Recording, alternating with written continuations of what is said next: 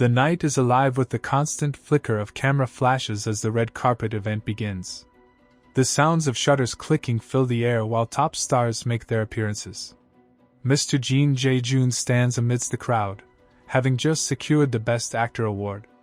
Reporters swarm him, asking if he expected such a monumental win. Nearby, the elegant Miss Hyun is stopped for a quick interview as she smiles for the cameras.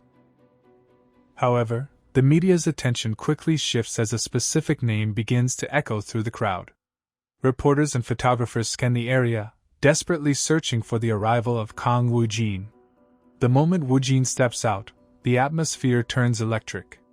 Flashbulbs ignite in a near-blinding sequence as he is immediately surrounded. Reporters shout over one another, demanding to know his thoughts regarding his acceptance speech.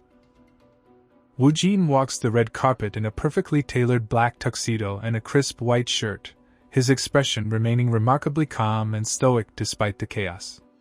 Internally, he grumbles about how much his ears hurt from the shouting and wishes he could simply walk past them all. He recalls his manager's firm instruction that he must agree to at least one short interview before the festival concludes. As he moves along the rope line, Woo-jin's gaze drifts toward the city skyline in the distance. He reflects on how much his vision has improved, noting that he can now clearly see the apartments far away. He wonders if the residents over there are watching the festivities from their windows. This prompts a sudden memory of where he was exactly 1 year ago. The scene shifts back to a simple room where a younger Woo-jin was having a casual drinking party with his friends to wrap up the year. Back then, watching film festivals and award shows on television felt like looking at a completely different world. Reflecting further, Woo-jin considers the strange passage of time. Before he entered this new life, he lived a repetitive existence, commuting to and from work every day like anyone else. While he views that former life as valuable, his current reality is vastly different, where his every word and move is destined to become a headline for news articles. His reverie is broken when a reporter asks if his acceptance speech, which sounded like a declaration of war, was merely showmanship. Woo-jin stops in his tracks, turning his sharp gaze toward the cameras. With absolute gravity, he replies that he was entirely sincere about it. The declaration sends a wave of murmurs through the assembled press. Before they can press him further, a large security official steps in, apologizing to the crowd and explaining that they have another schedule to attend to. Woo-jin is ushered away and pulled into a waiting black van. Inside the vehicle, his colleagues are waiting. President Choi jokes about him causing another scene in the short time he was outside. Woo-jin leans back, closing his eyes, and offers a quiet apology, claiming he was simply trying to express his ambition in moderation. His long-haired manager, wearing glasses, laughs while running a hand through his hair. He remarks that such a bold attitude is very typical of Woo-jin, but points out that for a rookie who just won the Best New Actor award to declare he will win the Best Actor award next year is quite extreme. He warns Woo-jin that the entertainment world is a jungle and that many industry veterans might not look favorably upon such a statement. Woo-jin remains unbothered, stating that what is said is said. The manager concedes, noting that even if there is criticism, the noise marketing has been a massive success. He observes that while hate comments have increased, Woo-jin's influence and recognition are skyrocketing. Woo-jin checks his phone, seeing headlines about how he shook up the Blue Dragon Film Festival with a warning directed at prominent top actors.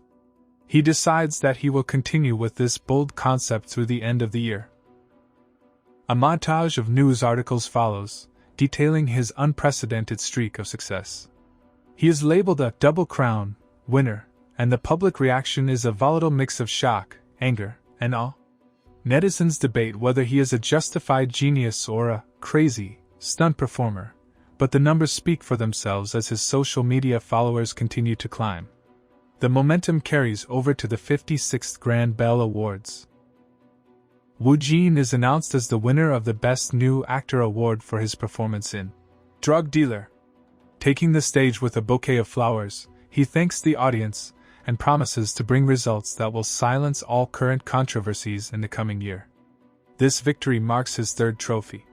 Shortly after, at another ceremony, he is called up for the New Wave Award. By the time that night ends, he has embraced his 4th trophy, becoming the first rookie in history to win 4 crowns. The dominance continues at the SBC Drama Awards. The announcer introduces the Scene Stealer Award, given to the actors who performed the most outstanding roles of the year. Kang Woo-jin is named the winner for his portrayal of Park Dae-in, profiler Henry An. Sitting at a formal table surrounded by other industry elites, it is clear that Woo-jin has become the main character of the evening.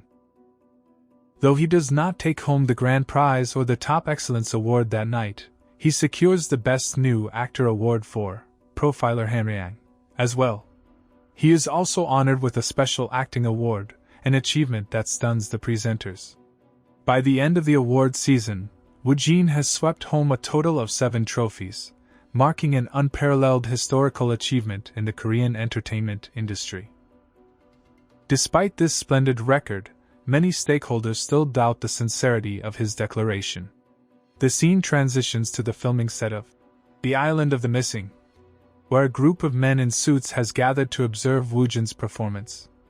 On the set, Woo-jin is dressed in full military camouflage. He is deeply immersed in a harrowing scene, leaning over a wounded soldier named Jin Sun-cheol. The soldier is covered in blood, crying out in agony and pleading for someone to save him. He looks up at Woo-jin with tear-filled eyes, asking who he is. Woo-jin's expression shifts into something terrifying. A chilling smile spreads across his face as he leans in close to the dying man. He whispers that the place is incredibly fun, describing the situation as having all the sweet and salty elements of joy and tension. The observers on the sidelines are mesmerized, noting that Woo-jin is expressing a dual personality through subtle facial expressions alone. They realize that his acting depth is growing at an insane rate. When the director finally yells, "Cut!" the tension on the set evaporates. Woo-jin immediately drops the character and helps his fellow actor, Mr. Woo-chang, to his feet. While the director praises them for a great job on the last scene, Woo-jin is internally distracted. He finds the smell on the set unbearable because fish sauce was sprayed everywhere to simulate the scent of a real battlefield for realism. He wonders how everyone else can seem so fine while he struggles with the odor. His colleagues, however, interpret his silence as him being in top condition and remaining unshaken by the presence of the industry stakeholders watching him. The director watches Woo-jin from a distance, deep in thought. He reflects on how Woo-jin's acting has become impeccable and solid, with an emotional appeal that has become viscous, lingering long after a scene ends. He notes that Woo-jin seems to be developing as if he is buying the necessary skills and imprinting them directly into his body. As the chapter concludes, the director looks toward the upcoming year with intense anticipation, wondering what kind of legendary performance Kang Woo-jin will show the world to fulfill the declaration he made to the entire industry. The vibrant hues of a setting sun wash over a quiet, tree-lined mountain range, casting deep pink and orange shadows across the horizon. This tranquil wilderness is suddenly interrupted by the sharp command of a director calling for a cut, signaling the end of a grueling day of filming. As the camera pulls back, the serene landscape gives way to the controlled chaos of a massive production set nestled among traditional houses with dark, tiled roofs. Crew members dressed in heavy winter gear immediately spring into action, moving heavy equipment and checking monitors while the low hum of professional chatter fills the air.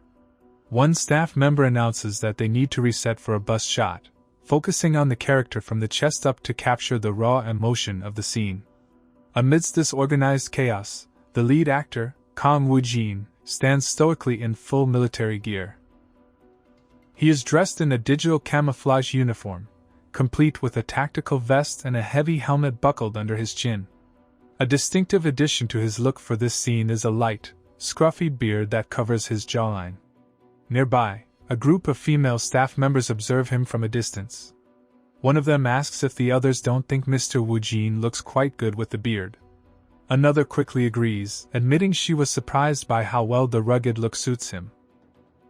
However, the sentiment isn't universal. Woo-jin looks on with a skeptical expression, thinking to himself that the look is actually terrible. He wonders if he doesn't just look like a homeless person with the unkempt facial hair.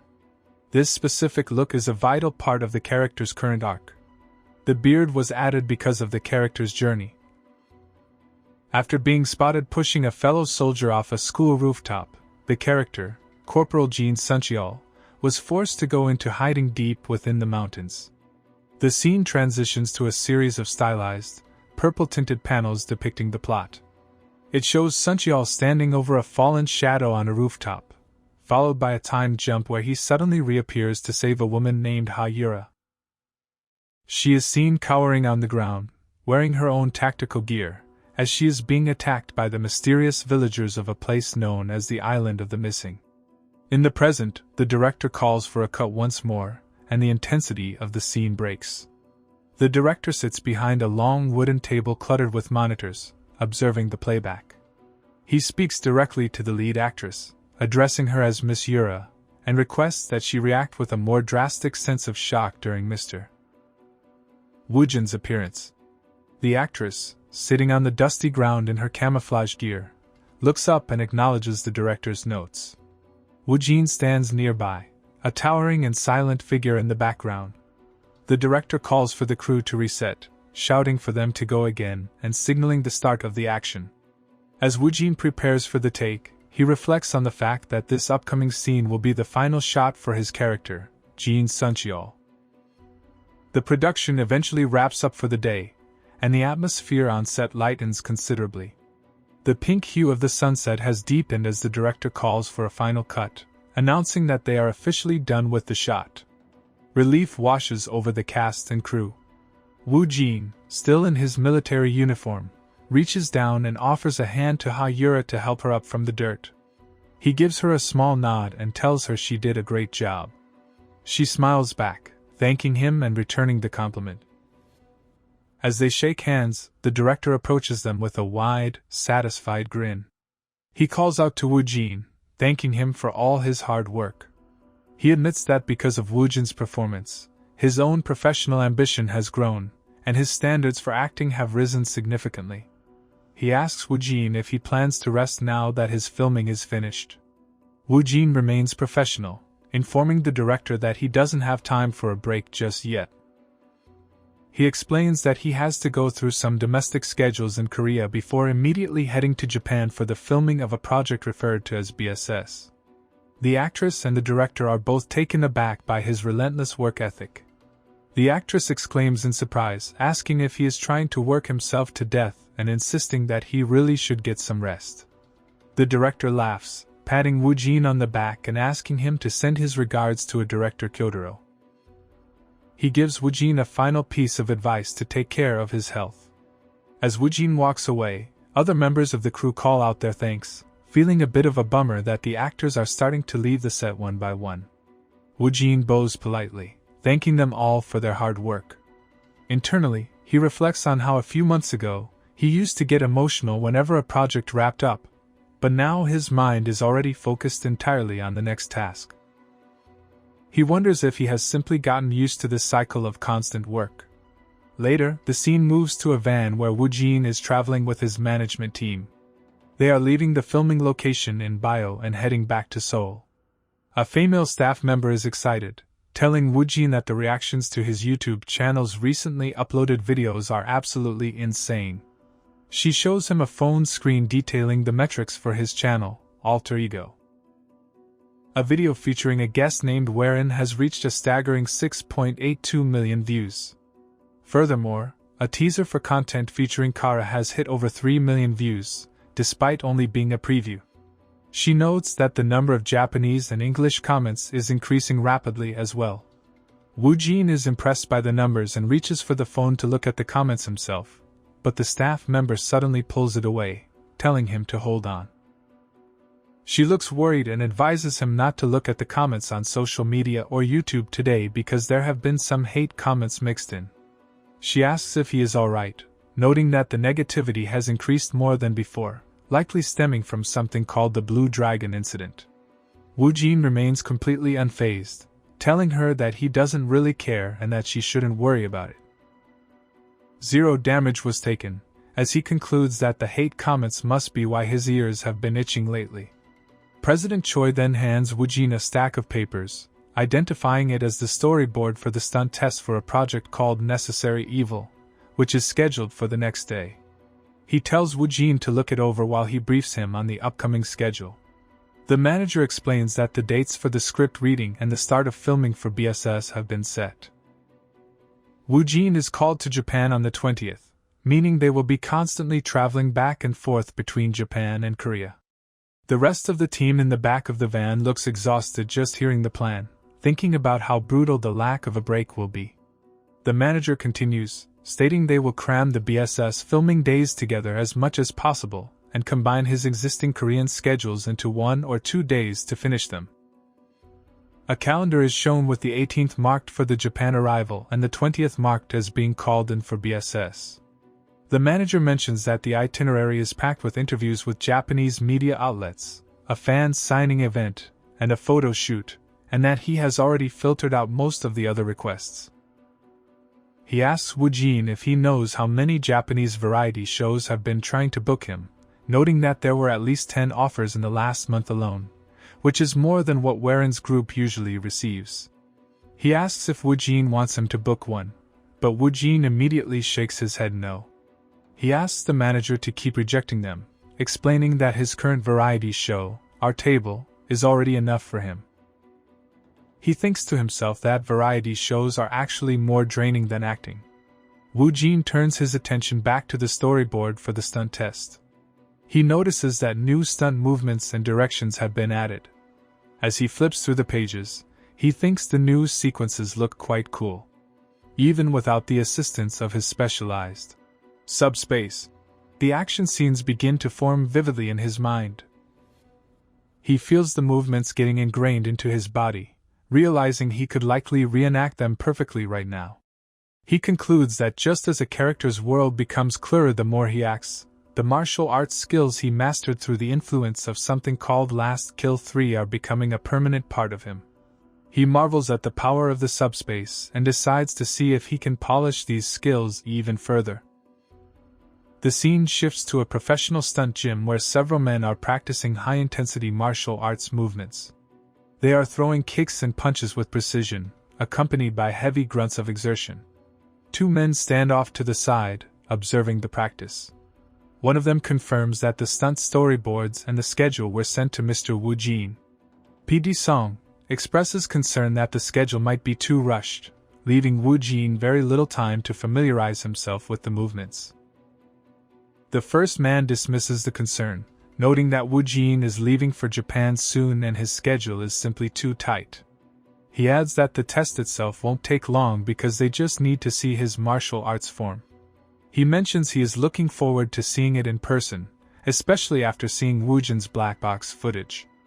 Across the gym, 2 younger stunt performers take a break, sweating from their workout. One asks if Kang Woojin is really coming in person for the test. The other calls Woojin a lunatic for showing up himself when they are just looking at his form. They wonder what his skills are actually like, with one speculating that he probably just learned some basic self-defense and got lucky in the footage they saw. He bets that Woojin will be so nervous the next day that he will mess up all of his movements. A third man, with a dark and menacing expression, leans in and suggests that they should make the stunt choreography more difficult the next day, but in a subtle way. He grins widely, showing a row of sharp teeth, and explains that when an actor is new to action, you usually go a little harder on them just so the experience is memorable. He looks genuinely curious to see if Woojin really has the guts for it. Back in the van, Woojin's eyes narrow as he feels another itch in his ear. He rubs it, certain now that someone must be talking about him again. Entering a massive, state-of-the-art action school for the first time, Kang Woojin finds himself momentarily overwhelmed by the sheer scale of the facility. As he looks around, his attention is immediately drawn to the complex array of wires and equipment hanging from the high ceiling, realizing that this is where the cinematic magic of high-flying stunts truly begins. He is greeted by the director and the martial arts director, a large, imposing man in a black t-shirt who wasted no time testing the rookie actor's mettle with a bone-crushing handshake. While the action director is surprised by the strength of the young man's grip, Wu Jin remains remarkably composed, his calm aura and lack of visible nerve starting to set a heavy, expectant mood across the entire gymnasium. The martial arts director introduces himself as the one in charge of the action sequences for the upcoming project, Beneficial Evil. He notes that while this is Wu Jin's first action-oriented role, the actor seems far more settled and cooler than the typical rookie. Standing amidst the seasoned stuntmen, Wu Jin's presence is so dominant that the staff begins to wonder if he is actually a cut above veteran actors they've worked with in the past. To get things started, the director suggests a quick demonstration of the planned choreography. A group of stuntmen, including a red-haired actor named Cheolgyu, take their positions on the mats to show Wu Jin the flow of the scene.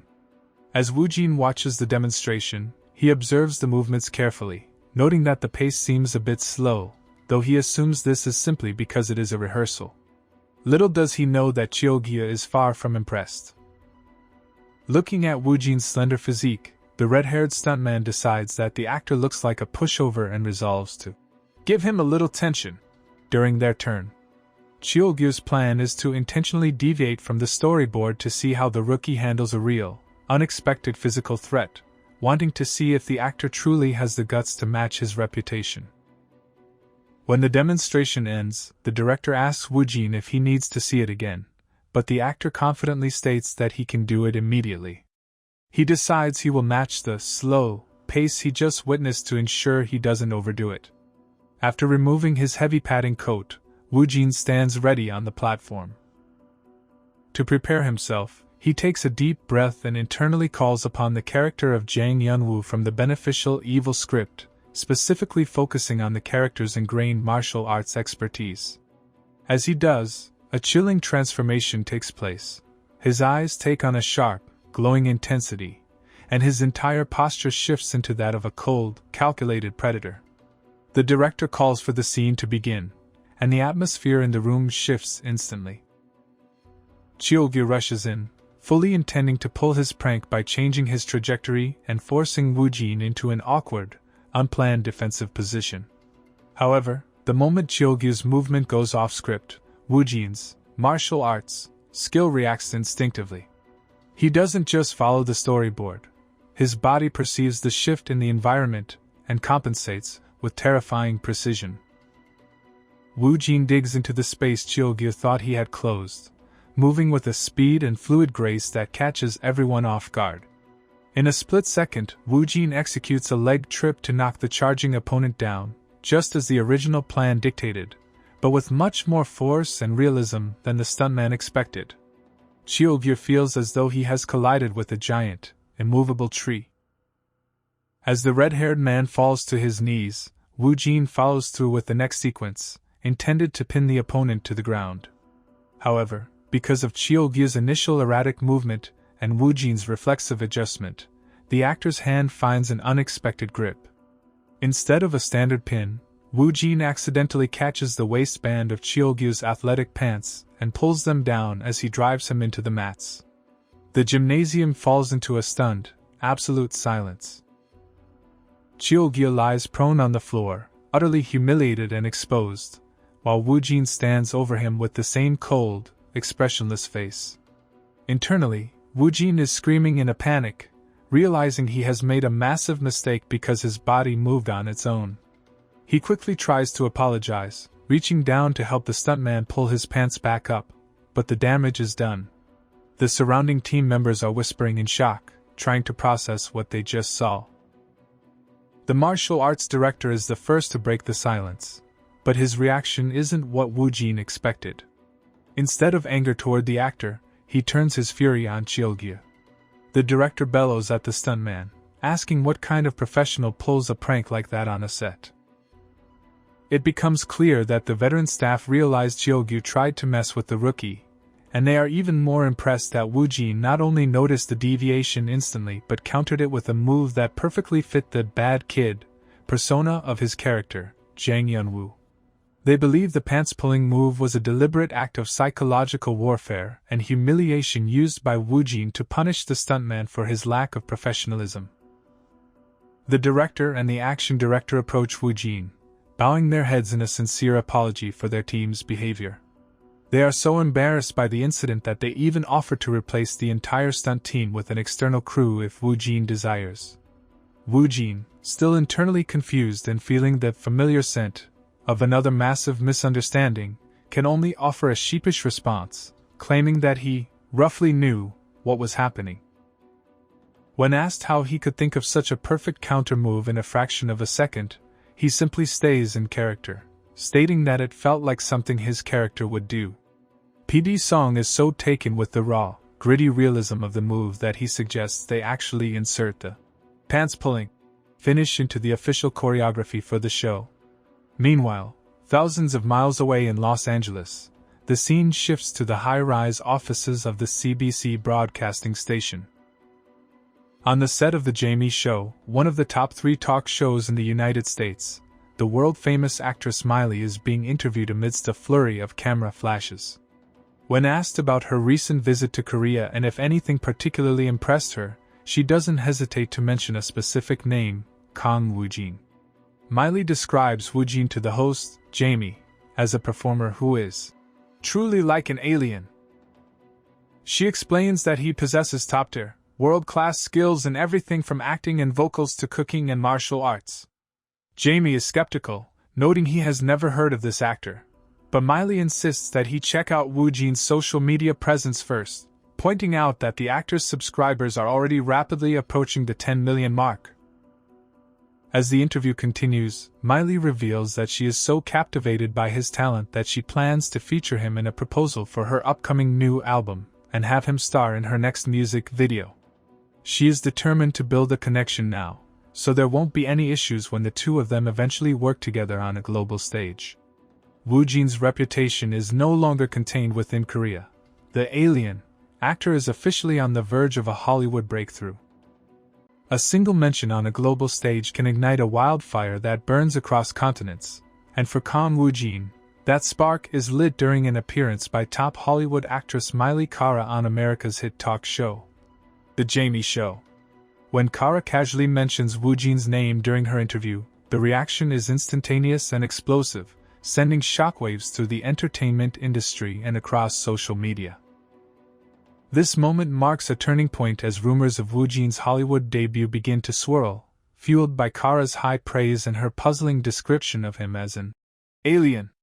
The news spreads with terrifying speed, as various American news outlets are quick to report on the interaction.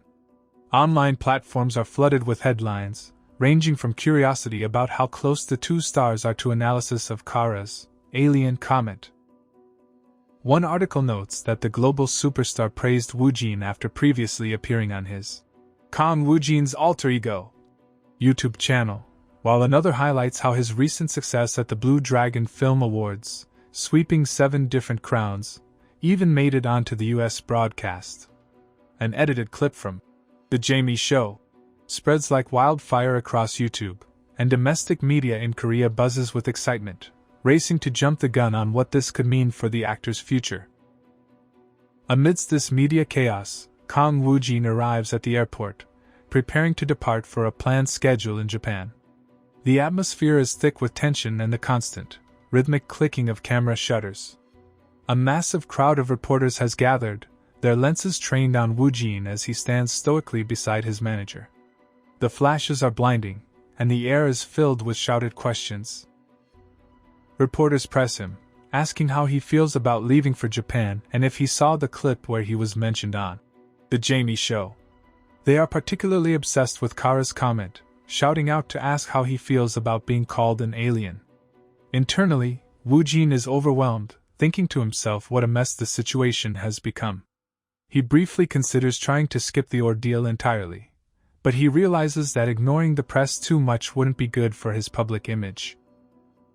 He decides he must do what has to be done, and tells the crowd that he will take questions now. The reporters surge forward, hands raised and cameras ready. Woo Jin gestures to a specific reporter to begin. The first question hits immediately, asking if he and Miley Cara are close and private. Woo Jin responds with his trademark bluntness, stating simply that they are not particularly close. When asked if he is currently preparing anything for a Hollywood debut, he provides a short, direct answer. Not at the moment. Woojin calls for the next reporter, and the inquiry shifts to his upcoming project in Japan. The reporter notes that he is the first Korean actor to star as the lead in a live-action adaptation of a work by the world-renowned novelist Takikawa Akari. They ask how he feels about this historic opportunity. Internally, Woojin's thoughts are much more casual. He feels that it's just whatever, but he catches himself, knowing he should tone down his indifference for the sake of the interview. He looks the reporter in the eye and says that he is not particularly shaken by the role. The answer confuses the press, leading another reporter to ask if he feels any pressure, as the only Korean actor on set. Woojin maintains his calm, stoic demeanor and replies that he doesn't really feel pressured. He explains that he has the same mindset now as he did during the Blue Dragon Film Awards, asserting that no matter who he is working with or where the filming takes place, it is all the same to him. It is a statement meant to show professional consistency, but the interpretation by the media is far more aggressive. As his President Choi steps in to announce that Woojin has a flight to catch and that the interview is over, the reporters begin to murmur amongst themselves, distorting his words into a bold declaration of war. They wonder aloud if he meant that he is going to crush the Japanese actors during the filming of the project, titled Stranger. They whisper that he is essentially saying he will steamroll the Japanese cast with his superior acting. Woojin, however, remains completely oblivious to this misunderstanding. As he walks away, he thinks to himself that his answers were polite enough and had a decent amount of cool guy energy mixed in.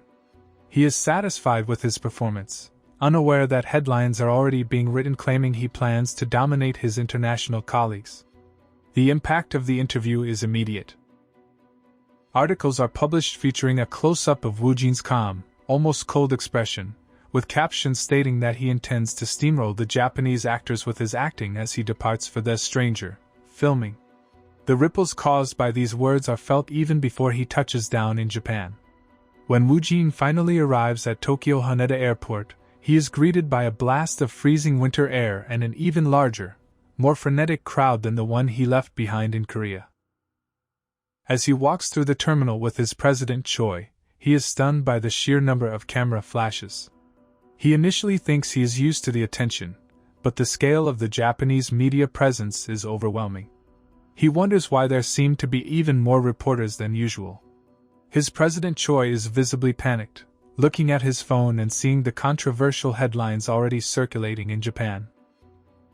The Japanese media has latched onto his steamroll comment, framing it as excessive confidence that has sparked a national controversy. Reporters shout in Japanese, their voices a blur of aggressive questions and insults that Woojin cannot fully comprehend, though he senses the hostility in their tone. He asks his President Choi why the questions sound so aggressive. The President Choi tells him to simply ignore them, explaining that they are riled up and that most of them represent bottom-tier media outlets anyway. Watching his President Choi's angry expression, Woojin realizes that his manager is actually more upset about the situation than he is. Woojin decides that making excuses or trying to explain himself would look ridiculous and wouldn't fit his cool concept, so he chooses to let it slide. He activates what he calls his inordinary citizen buff, maintaining a neutral, unbothered expression as he pushes through the crowd. The context of the situation is heavy. In Japan, Stranger is considered an incredibly important project, involving legendary director Kyotaro and the world-renowned novelist Takikawa Akari. The fact that a Korean actor was cast in the lead role had already caused significant discussion, and Woojin's perceived arrogance in the pre-departure interview has only made the atmosphere more chaotic. The President Choi recognizes the need to slowly change public perception, and he hopes to start that process with the upcoming fan signing event. As they discuss the logistics, the President Choi mentions that they originally invited 300 fans to the signing. Woojin thinks back to his previous events in Korea and figures that handling 300 people should be fine. However, the President Choi's expression shifts to one of shock as he looks at the latest reports from the venue. He tells Woojin that there aren't just 300 people, there are over 1,000. While 300 were chosen on a first-come, first-served basis, another 700 fans showed up anyway, desperate just to catch a glimpse of the actor. The crowd gathered outside the venue is massive and passionate, holding signs with Woojin's name and cheering loudly. The President Choi is overwhelmed by the skyrocketing popularity, noting that it is a bit much to handle. He suggests that while it will be impossible to give everyone an autograph, perhaps a quick greeting to the fans outside would be appropriate. Woojin looks at the crowd and feels a genuine sense of gratitude that so many people came to see him. He remembers a video he once saw about the importance of fan service, which argued that while a meeting might only last a few minutes for the celebrity, the memory lasts a lifetime for the fans. Inspired by this, Woojin turns to his President Choi and proposes something unexpected. He wants to sing the OST from his project, Male Friend, for the fans. The President Choi is stunned by the suggestion, but Woojin insists, feeling bad about just giving a quick greeting to people who traveled so far. He reasons that given the conditions of the convention hall, singing would be the most appropriate way to show his appreciation. He decides that performing 2 songs, the Male Friend, OST and one of his popular YouTube covers, should be enough. The President Choi agrees that it's not a bad idea, as it would create a fan meeting vibe, and he asks if Woojin's voice is up to the task. Woojin confidently replies that 2 songs won't be a problem. To ensure the original 300 invited fans still feel special, the President Choi plans to give them exclusive gifts, and then bring the outside fans in after the official signing is over. A smirk crosses the President Choi's face as he realizes how much this gesture will improve Woojin's image. The performance is a resounding success. Woojin stands on stage with a microphone, his voice filling the hall as he sings with emotion. The fans are transfixed, many of them holding up their phones to record the moment. One fan with bright pink hair is shown with wide, teary eyes, completely moved by the experience. Headlines quickly shift from controversy to praise, reporting that Kang Woojin performed an unscheduled stage for a total of 1,000 fans, demonstrating to the people of Japan exactly what high-quality fan service looks like. Meanwhile, in a lavishly decorated office, a man in a white suit sits behind a large, ornate desk. An assistant informs him that Mr. Kang Woojin's fan signing event concluded successfully. The man, who appears to be an influential figure within the Kasahi group, responds with a satisfied hum. He asks for the timing of the Stranger script reading, which is scheduled for 11 o'clock on the 20th. Since he lent out the Kasahi Tokyo Hotel as the venue for the reading, he feels it is only right that he, as the landlord, offers his greetings. He expresses an eagerness to meet Woojin soon, hinting that he also has a specific proposal he wants to make to the actor. As the day of the script reading approaches, Woojin is shown sitting in a quiet space, focused intently on the documents in front of him. His expression is serious and determined, far removed from the chaos of the airport or the excitement of the fan signing. He looks at the Stranger script, his thoughts singular and driven. He hopes that the day of the script reading comes quickly, ready to let his acting speak for itself and silence the noise of the media once and for all. As many of you know, my previous channel was taken down. I've started a new channel, so I kindly request you all to subscribe and press the bell icon so you don't miss any updates. Thank you for supporting me. The atmosphere inside the Kashihi Tokyo Hotel is electric, the air thick with the hum of anticipation and the rapid-fire clicking of camera shutters. A crowd of reporters and industry professionals has gathered, their whispers filling the opulent venue. They discuss the sheer scale of the project, noting that for the script reading to be held at such a prestigious location, the rumors about the Kashihi Group being the financial backer must be true. Cameras flash relentlessly as the attendees speculate, hoping for a glimpse of the heavy hitters involved. Amidst the sea of suits and formal wear, the arrival of writer Takikawa Akari draws immediate attention, confirming the high profile of the day's event. Suddenly, a hush falls over the crowd, replaced by a wave of shocked gasps. The The sea of people parts as a distinguished older man with silver hair and a meticulously groomed beard strides down the red carpet. It is Chairman Yoshimura Hideki, a titan of industry. His presence commands immediate respect, and the sheer disbelief of the onlookers is palpable. He walks with a heavy, rhythmic gait, flanked by his security detail. Director hurries forward to greet him, asking if he has been well. The chairman, maintaining a polite but regal demeanor, thanks the director for coming. Writer thanks chairman for the opportunity to lend the venue. Chairman humbly adds that he is a huge fan of the writer's work, calling it an honor to meet them. Woojin enters the room. He offers a sincere apology to the room, explaining that he is a bit late due to the heavy Tokyo traffic. Just as the tension from the chairman's arrival begins to settle, as Woojin steps into the lobby, Chairman Hideki's eyes lock onto him. To the astonishment of everyone present, the chairman breaks away from the other dignitaries and walks directly toward the young Korean actor. He announces that he has been waiting for him. The onlookers are baffled, whispering furiously among themselves. Why would the chairman of the Kashihi group be waiting specifically for a Korean actor? Woojin, however, is internally confused. He stares at the older man, his expression blank. In his mind, he wonders who this old man is, feeling a nagging sense of familiarity, but unable to place him.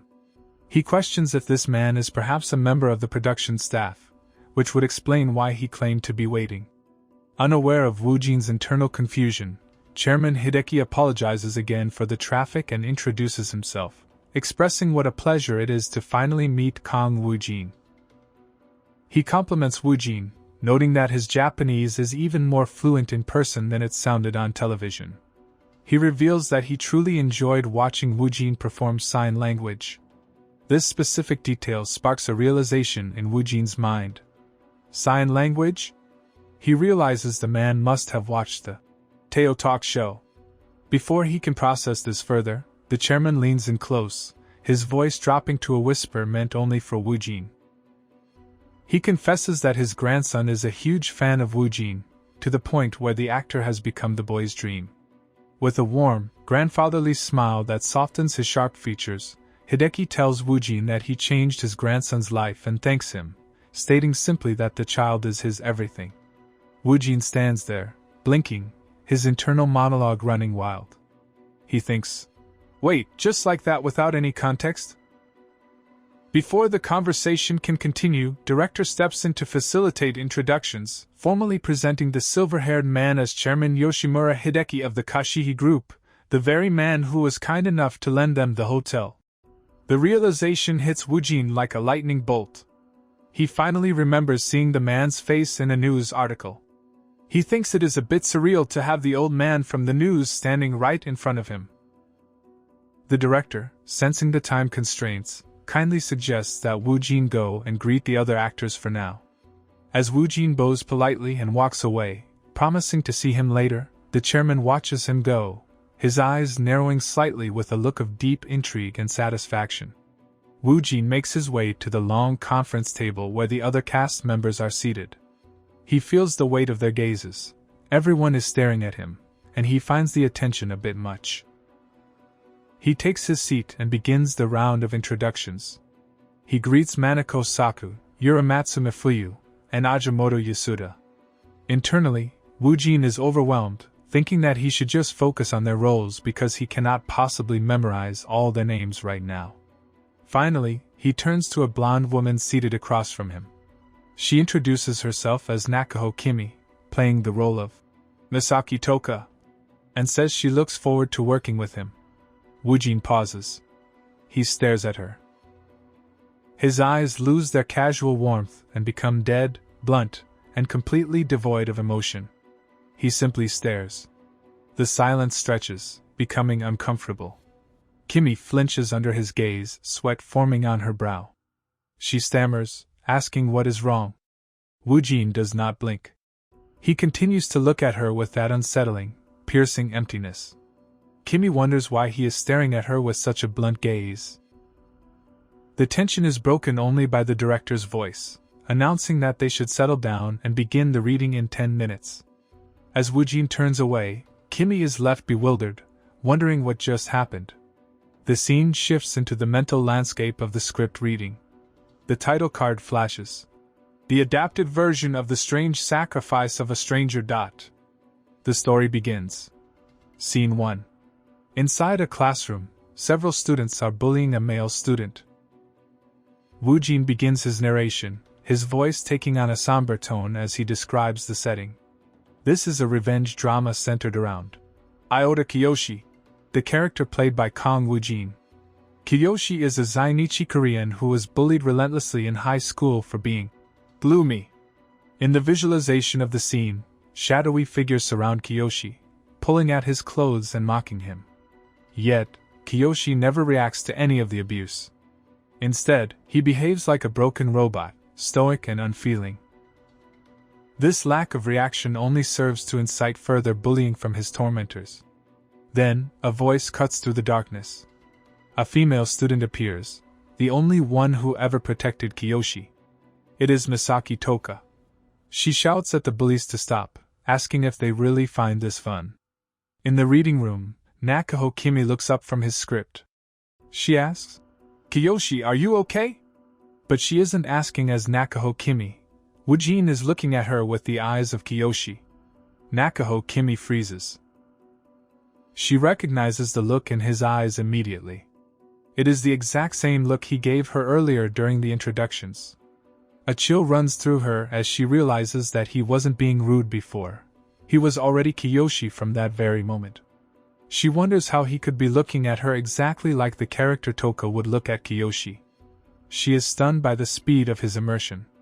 How did he get into character that fast without anyone noticing? Woojin, fully embodied as Kiyoshi, replies softly, "I'm fine." Through Toka, the indifferent and robotic Kiyoshi began to feel human respect and concern for the first time. The visual narrative shows Kiyoshi's eye, reflected with the golden image of Toka, the only warmth in his cold world. Because of her intervention, the bullying stopped for a short while. The scene depicts Kiyoshi and Toka sitting together on a green staircase, eating lunch from bento boxes. It was a brief but peaceful time. But Kiyoshi didn't know. The narrative takes a dark turn as the background shifts to a scratched, chaotic black and white. He didn't know that the target of the bullying had shifted to Toka. The scene shows Toka with a bandage on her face, smiling sadly at Kiyoshi. She tells him, "I don't regret meeting you." Kiyoshi looks at her, his expression unreadable, unaware of the depth of her suffering. Suddenly, the timeline jumps. Kiyoshi is standing alone, looking out at the terrace of school. He says, "It's time for lunch." But then, right before his eyes, a bully came on the terrace to look from the above and said, "Kiyoshi, did you see that?" He laughed and said that he should have come sooner as he was looking down from the terrace. Kiyoshi moved behind of that bully. His hand raised and he pushed the bully down the terrace. The scream tears from his throat, a raw, guttural sound of pure agony. Ag. The scene shifts again. Kiyoshi is staring at his own hands. He whispers, "I regret it, Toka." Someone screams again, a terrifying shriek that echoes through the school hallways. "Kaya, walk!" The students in the hallway freeze. Silhouettes of panicked teenagers surround him. Someone yells for the police. Someone screams in terror. Kiyoshi stands amidst the chaos, the first person to witness the tragedy. Time passes. The aftermath is quiet and suffocating. Kiyoshi is back in the classroom. Students whisper behind his back, wondering what on earth happened. Kiyoshi, packing his bag, simply replies, "It's okay." He walks away, the sound of his footsteps heavy. The scene focuses on a notebook lying on a desk. It is covered in red scribbles. A hand picks up a pen. The sound of writing scratches against the paper. The name, Sumira, is crossed out with a violent, dark line. Kiyoshi stares at the notebook. A caption reads, 9 people left. He pauses, the pen hovering over the paper. He thinks to himself, "Not right now." He acknowledges his limitations. One person is fine, but taking on all 9 at once is impossible. He lacks strength, intelligence, and experience. He tells himself that he must become a stranger to the world. He must wait until no one remembers him quietly.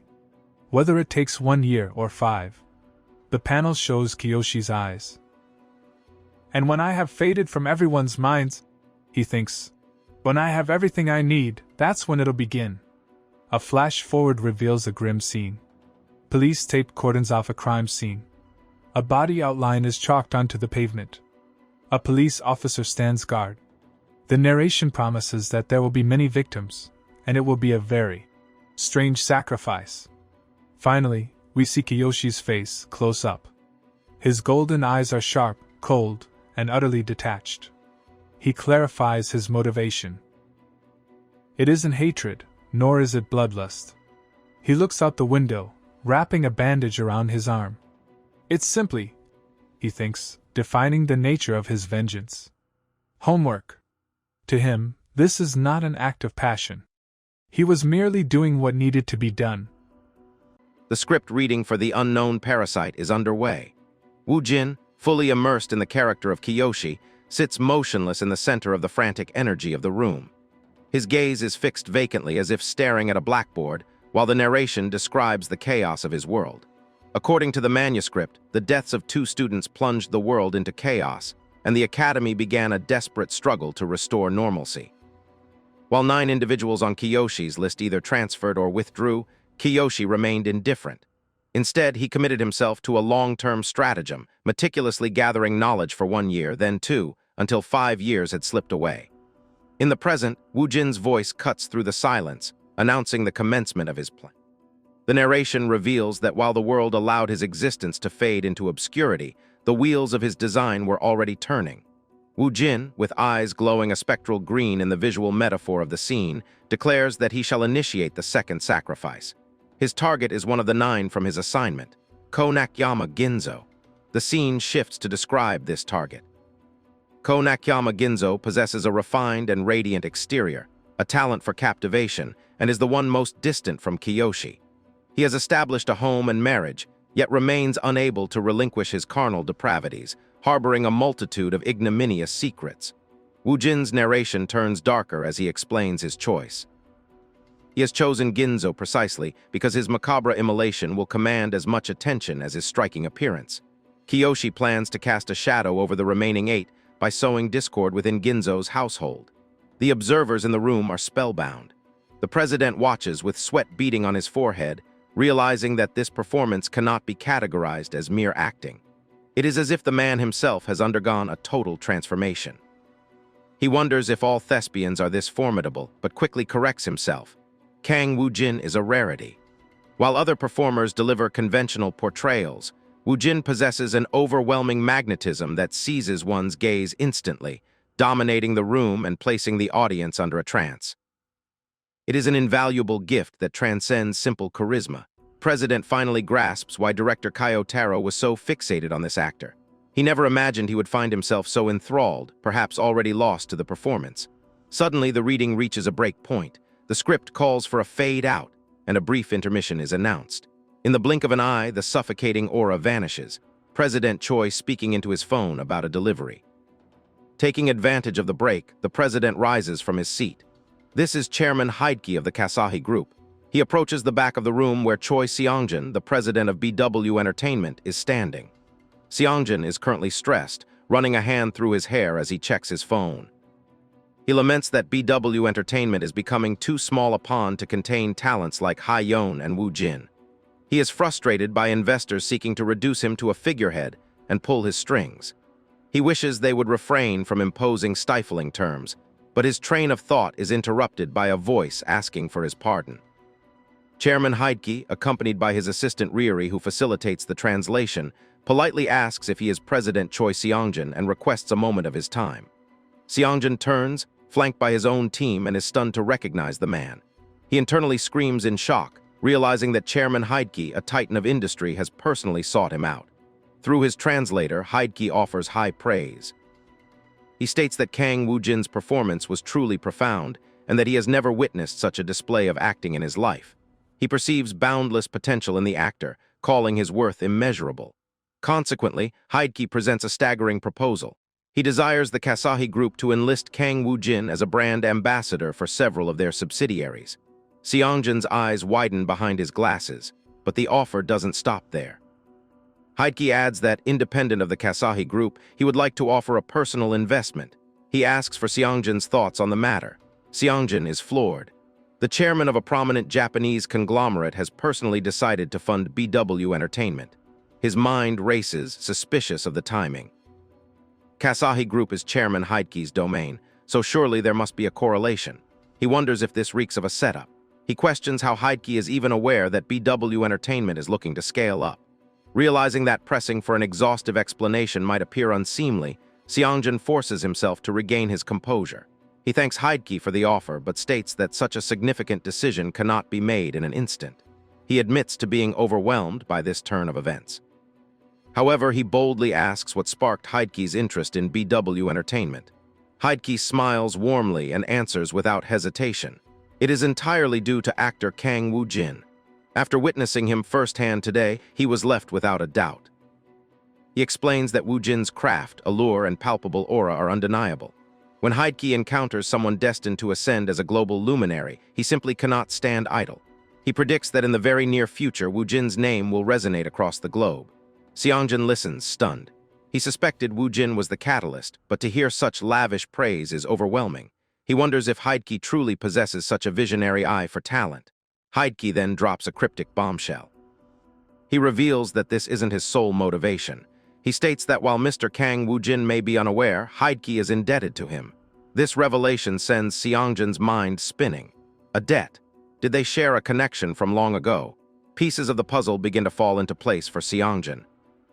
He recalls Woo-jin's stoicism and bravery during the unknown parasite incident, likely a real-world event involving the actor. He realizes that Chairman Heidke's sudden appearance and investment offer wasn't because of director Kyotaro or writer Akari. It was all because of Woo-jin. Despite the shock, Seongjin maintains his professionalism. Heidke tells Choi that he has no intention of treating this matter with levity and asks if the Choi could formally provide a business strategy or prospectus so they might proceed with a positive outlook. Choi agrees, promising to convey his sentiments as soon as possible. Heidke adds he would prefer if this dialogue remained strictly confidential between them. With the business discussion concluded, Heidke prepares to leave. Seongjin asks if he is certain he wishes to depart before the conclusion of the script reading. Heidke bows slightly, stating that his primary objective was to observe Kang Woo-jin in the flesh, and that has sufficed. He takes his leave, leaving Seongjin staring at his retreating back, consumed by curiosity about what transpired between Heidke and Woo-jin in the past to warrant such a staggering sum. Seongjin looks back toward the reading table, asking himself, "Just who on earth are you, Kang Woo-jin?" Meanwhile, Woo-jin stands silently near the table, arms crossed, looking cool and mysterious. In reality, his internal monologue is far less dramatic. He is simply admiring the hotel's interior, noting that every corner is dripping with gold-gilded opulence. He is completely zoned out, his mind an utter void of thought, maintaining his usual habit of disassociation when not acting. Later that afternoon, the script reading for The Unknown Parasite finally reaches its conclusion. Applause breaks out as the exhausted actors and staff declare excellent work. The tension breaks, and the room fills with the murmur of relieved voices. Everyone is drained. The other actors glance toward Woo-jin. Director thinks there is no doubt in anyone's mind that selecting him was the correct path. The look on everyone's faces is proof enough. Even if there is some friction or dissent, or if some actors depart due to the pressure, it will merely expose the inadequacies of their own talent. If others are galvanized by his performance, it will be the greater victory. Fortunately, not a single performer causes a stir with unprofessional conduct. Director looks at Woo-jin. He is eager to see what this monster of a character will manifest on the day principal photography officially begins. As they head out, Choi phone buzzes. He answers, addressing the caller as director on Gabok. The scene reveals the caller is indeed the director, who asks if he has reached Japan already and confirms the script reading has concluded. He asks if Woo-jin's schedule allows for a meeting after 8:00 p.m. The director, holding the phone with a sly smile, then drops a significant invitation. He asks if Woo-jin would care to attend the Tokyo International Film Festival, accompanied, of course, by him. The narrative begins by establishing the prestige of the setting. The Tokyo International Film Festival stands as one of Japan's most illustrious short film festivals, its reputation akin to Korea's own Misensin Festival. The guest list is a veritable who's who of the industry, featuring Japan's most iconic directors and thespians, alongside numerous figures of global renown. Director An Gabok, a member of the festival's jury, is on the phone in the middle of the event. He explains that today is the final day and invites Kang Woo-jin to a small party taking place later that evening. On the other end of the line, President Choi Seong-jin takes the call. He turns to Woo-jin, explaining that the most influential titans of the film and entertainment industries have converged at this location. He suggests that it would be quite a spectacle if Woo-jin were to make an appearance, asking for his thoughts. The scene shifts to the party venue, buzzing with anticipation. As guests mingle over drinks and hors d'oeuvres, whispers circulate through the crowd. People are aware that Woo-jin is arriving, and they speculate that his entrance will certainly be interesting. Outside, Seong-jin is nervous, adjusting his glasses and wiping sweat from his brow. He tells himself he just needs to ask Mr. Woo-jin right now. He relays the details to the actor. It is a social gathering at a Japanese film festival. Woo-jin, with his hands in his pockets, asks if it is some sort of gala. He admits it sounds a little annoying, but he is intrigued. Specifically, he is interested because they mention the attendance of so many elite Japanese actors. He sees this as a chance to see how he truly measures up to the Messian scene. With a resolve that contradicts his internal reluctance, Woo-jin says, "Well, there's no reason to refuse." Seong-jin signals okay with his hand, promising to inform the director immediately. Suddenly, director Kayotaro appears, having overheard the conversation. He asks if Woo-jin is also planning to attend the festival. Woo-jin asks if the director is taking part as well. Kayotaro confirms that he is, which stands to reason given his status as a legendary figure in Japanese cinema. Kayotaro smiles warmly and suggests they go together. The location for the Tokyo International Film Festival is the Roppongi Hills Mori Tower, situated in Minato City, Tokyo.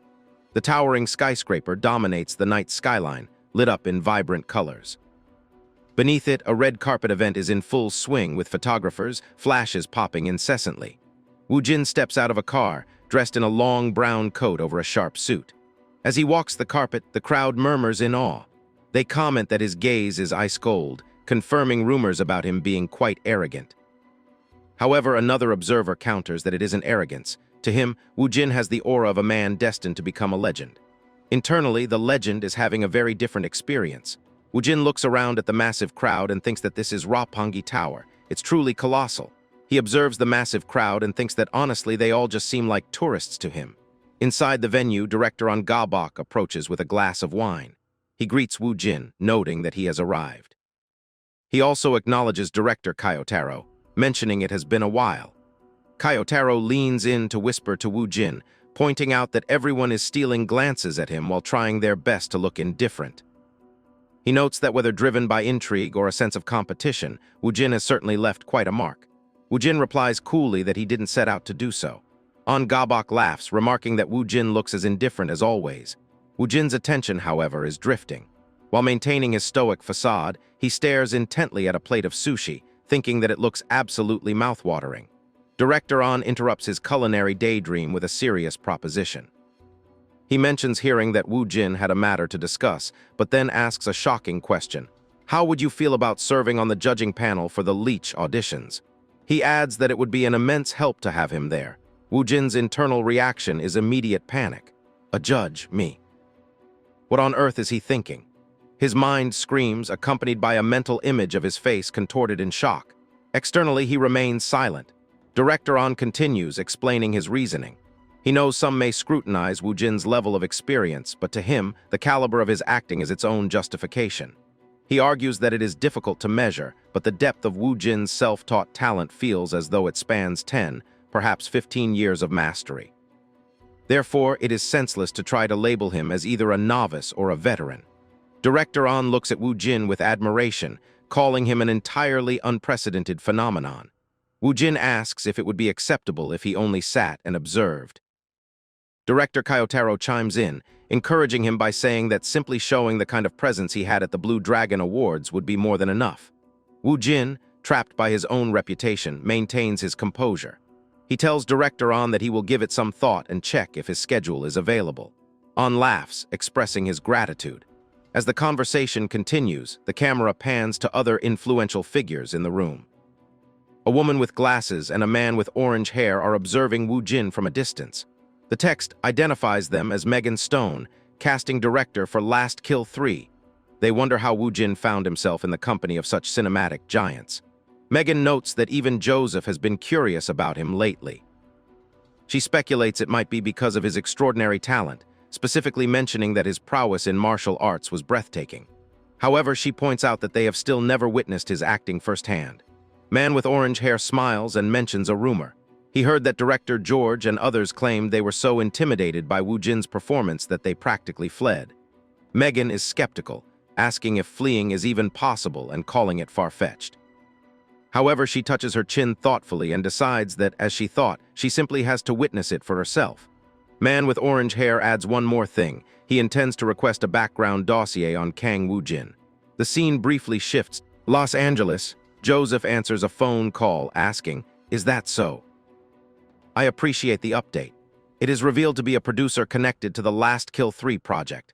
He is told that Kang Woo Jin is currently working on director Kyotaro's project, BSS, and asks if he is attending the festival simply because he was already in the area. The producer remarks that he can hardly believe Megan is going to see Woo Jin's acting with her own eyes. She is really lucky. He admits that he, too, wishes to cross paths with him again very soon. To make that happen, the producer decides he needs to make some preliminary arrangements. He asks his contact if they still have the recording of Kang Woo Jin's screen test for Last Kill 3. He instructs them to forward that video to a famous Korean YouTuber. His colleague is shocked, asking if that material isn't strictly confidential. The producer explains that this was just something director George Mendes and the production team said to salvage their pride. However, from his perspective as a producer, he sees a clear advantage in making it public.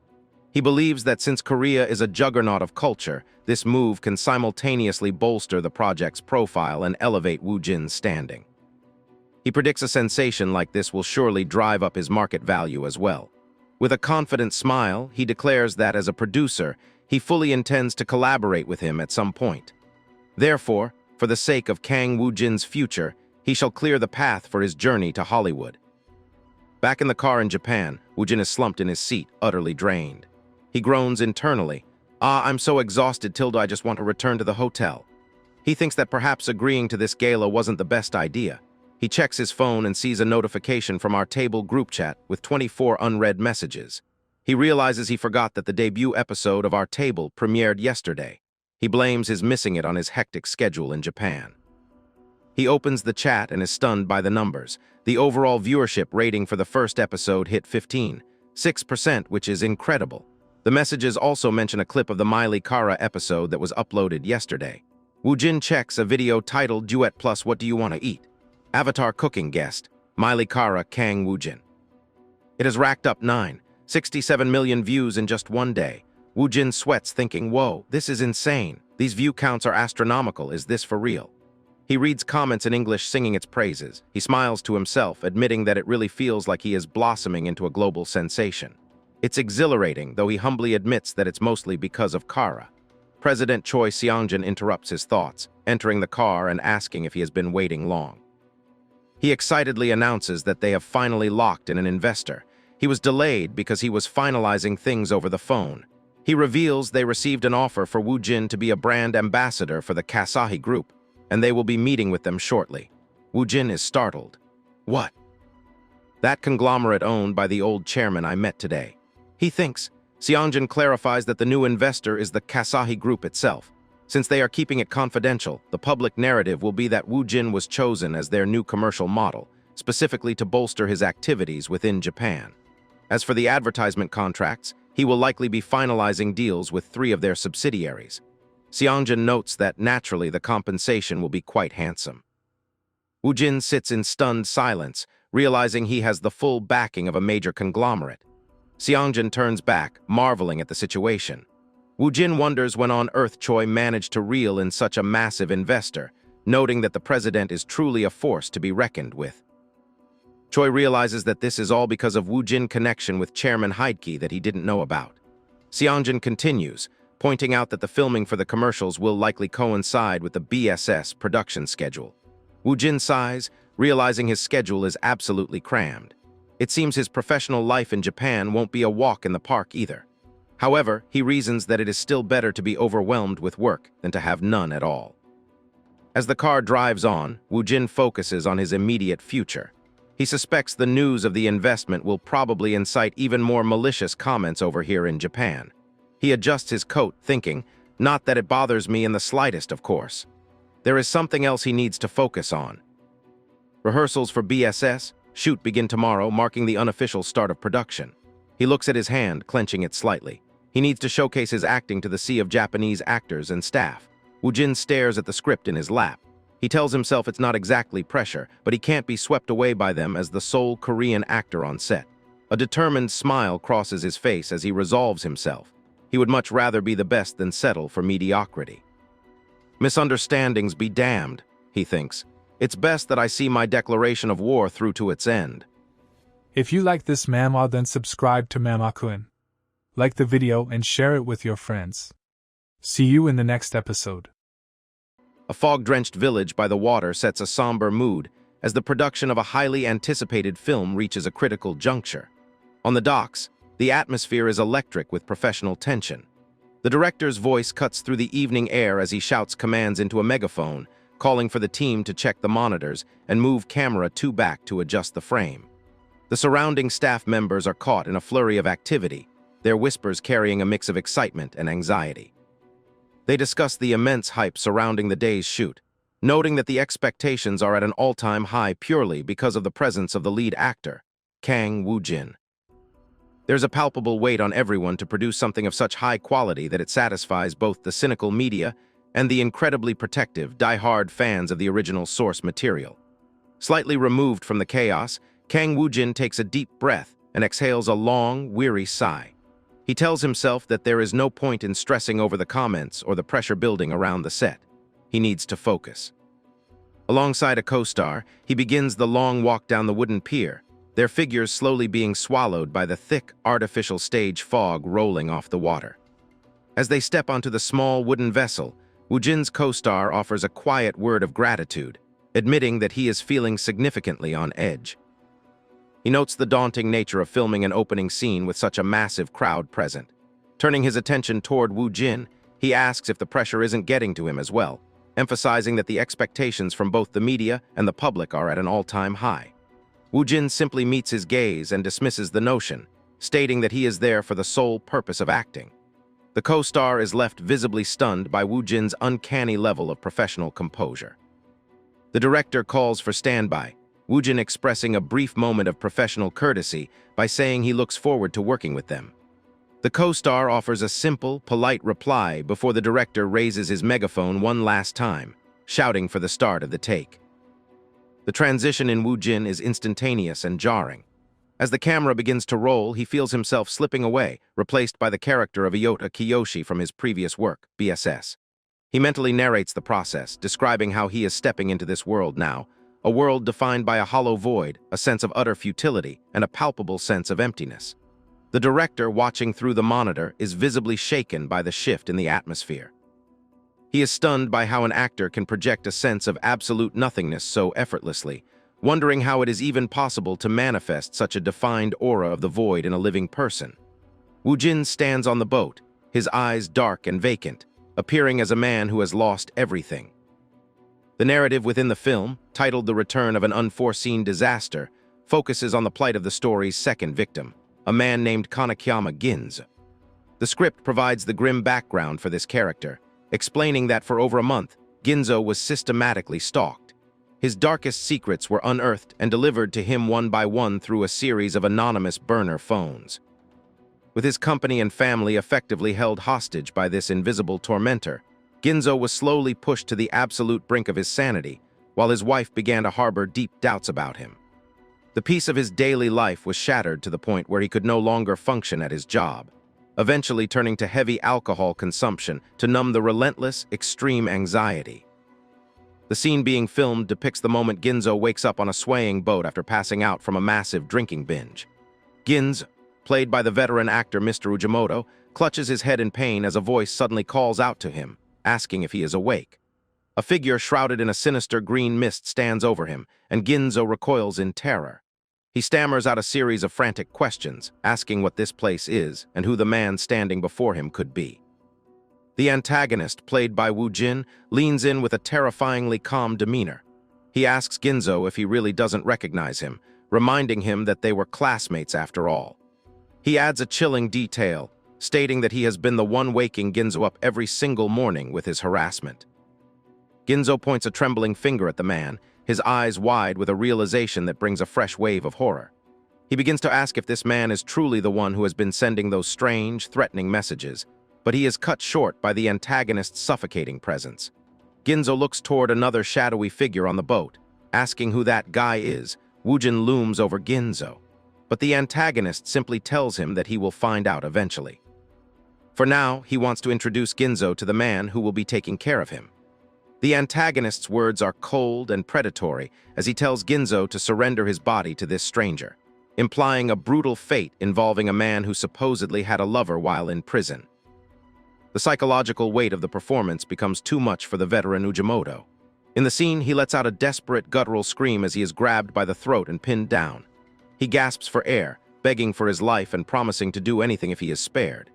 He frantically guesses at the antagonist's identity, asking if he is the husband of a woman named Tsukasa. Woojin, maintaining his terrifyingly dead-eyed stare, simply tells him that it was a wrong guess. He leans in close, his voice a low, menacing whisper, asking Ginzo if he truly doesn't remember him or a person named Masaki Toka. At this point, the line between acting and reality blurs for Mr. Ujimoto. He is paralyzed, his mind racing as he realizes he is actually becoming genuinely terrified of the man in front of him. He tries to remind himself that this is just a performance and that he needs to say his lines and move his body, but his vocal cords feel frozen. He manages only a weak, pathetic stutter. Sensing the breakdown in the scene's rhythm, the director finally calls for a cut. He addresses Mr. Ujimoto directly, telling him that while the emotion was present, it was far too over the top. He instructs the veteran to relax, broaden his emotional range, but keep the tone restrained, noting that right now it feels too much like someone who is clearly just acting. Ujimoto looks down, utterly defeated, and offers a quiet word of understanding. In the background, the staff members begin to gossip, with some feeling that Ujimoto wasn't that bad, but realizing that the director's perspective is far more demanding. They are more focused on Woo Jin, noting that his performance didn't feel like acting at all.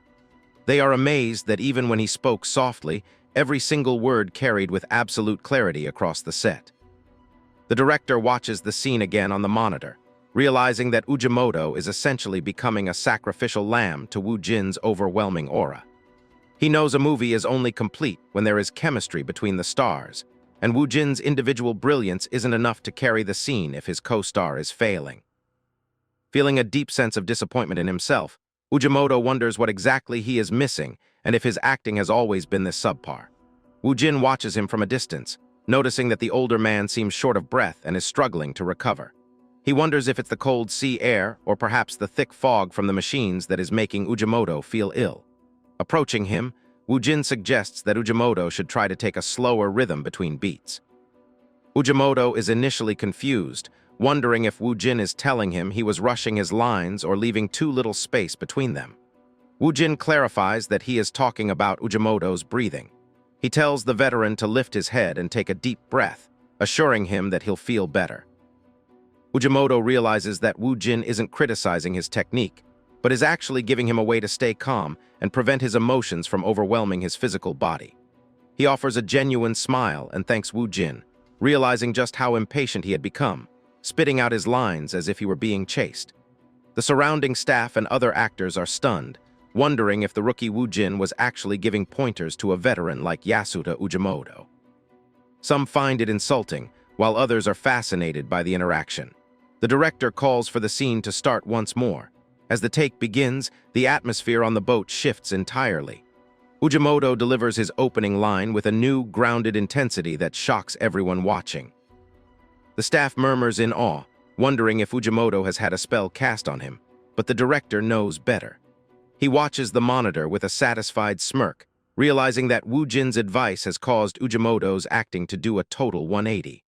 He is awestruck by the realization that Woojin has the power to not only dominate a scene, but to actively elevate the performance of his co-stars.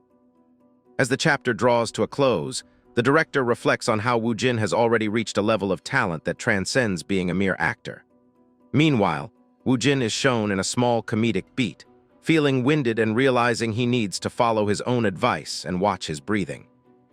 He remains completely unaware that his simple attempt to be helpful has sparked yet another massive misunderstanding about the true depth of his genius. The arduous first scene for the production titled BSS has finally wrapped up, leaving the crew in a state of collective exhaustion and awe. On a rocky shore shrouded in a thick gray mist, a long-haired director leans over his monitors, his face etched with deep concentration as he calls out a resounding, "Okay," to signify the end of the take. Surrounding him are numerous silhouette-like crew members and heavy camera equipment, all positioned on the dark, jagged ground overlooking a vast expanse of blue water. The director contemplates the footage, thinking that they should likely go with take 5 or take 6. He notes that although this is only the first scene, the lead actor is giving off a vibration entirely different from his initial frantic energy. He observes that Ginzo is perfectly projecting the aura of a fragile adult desperately masking a child's inner terror. The perspective shifts to the actual performance captured on the water, where two small wooden boats drift in the chilling fog. Inside one of the boats, a man with dark, messy hair and a haunted expression sits across from his target. This is the character Iota Kiyoshi, played by Woojin. He stares intensely at the man opposite him, a character named Ginzo, and asks if he remembers someone named Toka, specifically Misaki Toka. Ginzo, trembling and looking utterly broken, stammers out the name in confusion. Kiyoshi's gaze remains cold and unwavering as he confirms the identity, his voice dripping with a quiet, lethal calm.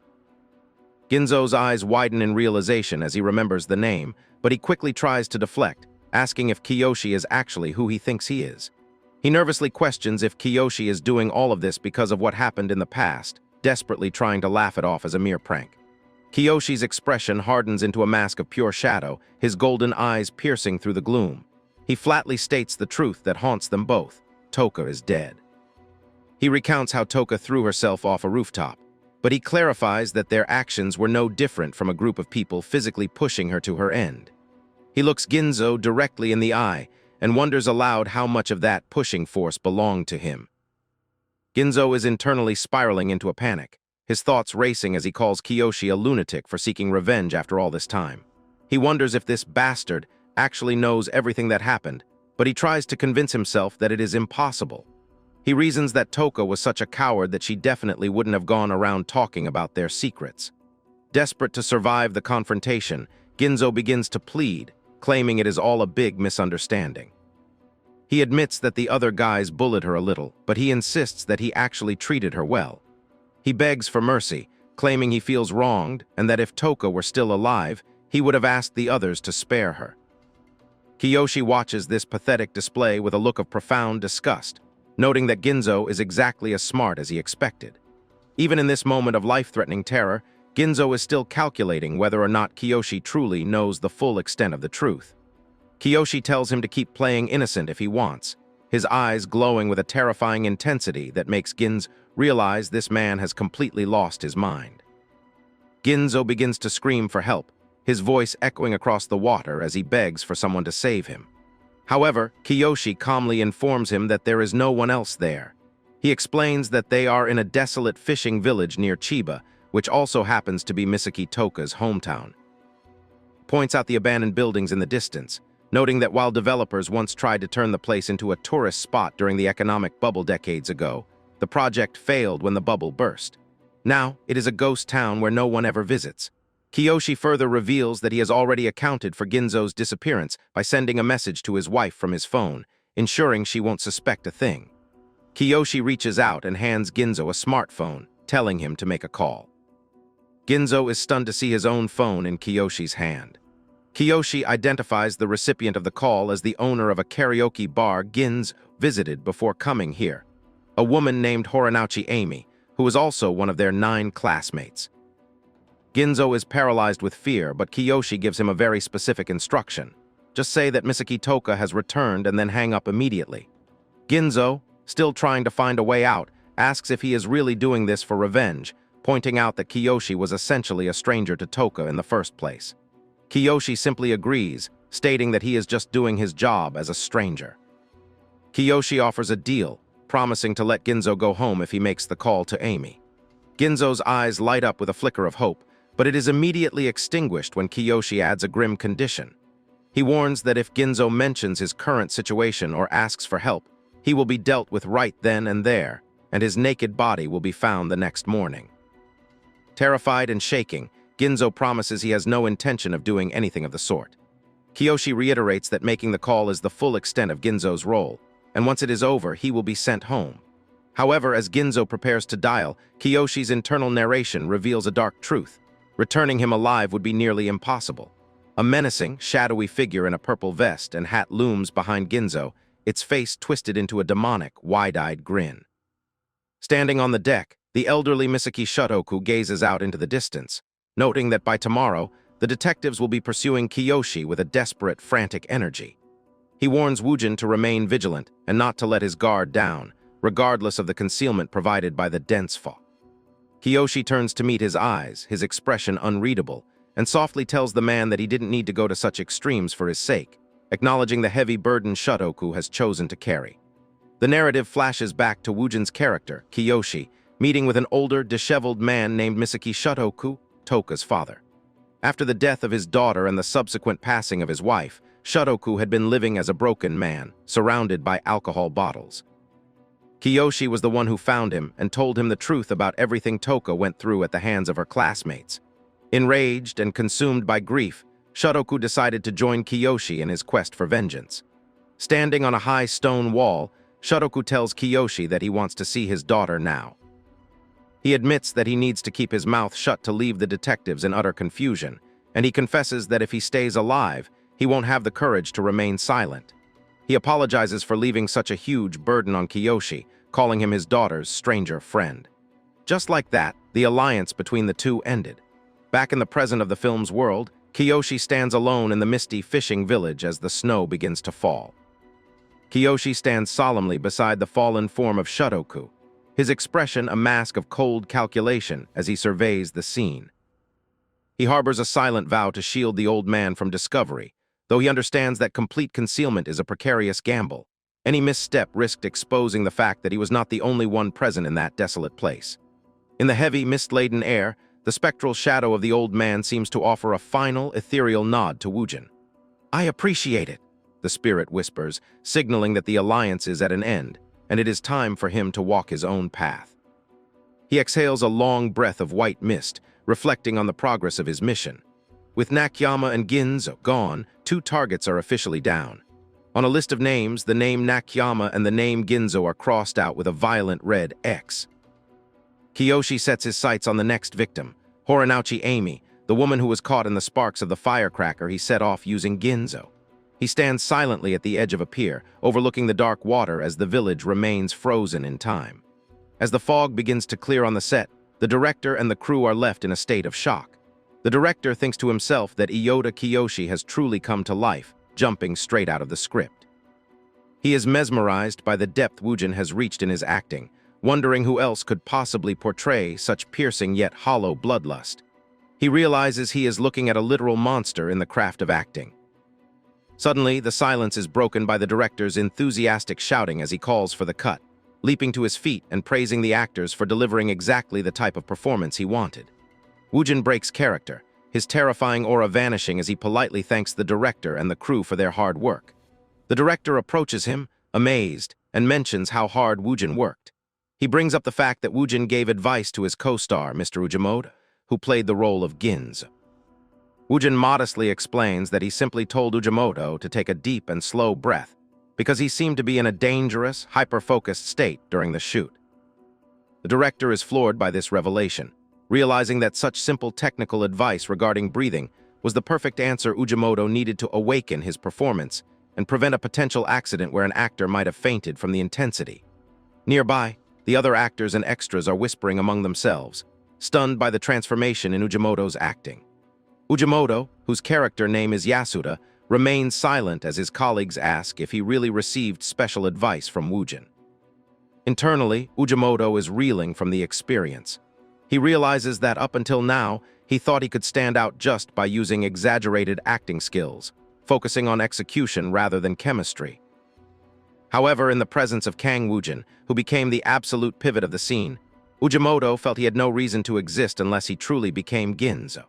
He describes Woojin's presence as overwhelming and admits that, thanks to the advice, he was able to be truly immersed in a role for the first time in his long career. He looks toward Woojin with a mixture of respect and fear, warning that everyone better stay on their toes. He realizes that once someone is caught in the hypnosis called Kang Woojin, the world of reality fades away, replaced entirely by the dark world of BSS, where they must face the monster known as Iota Kiyoshi. The air at the filming location is thick with the low, steady hum of a busy production as the scene opens on a massive school building. On the wide green expanse of the soccer field, a sea of students stands in neat rows, but these are no ordinary pupils.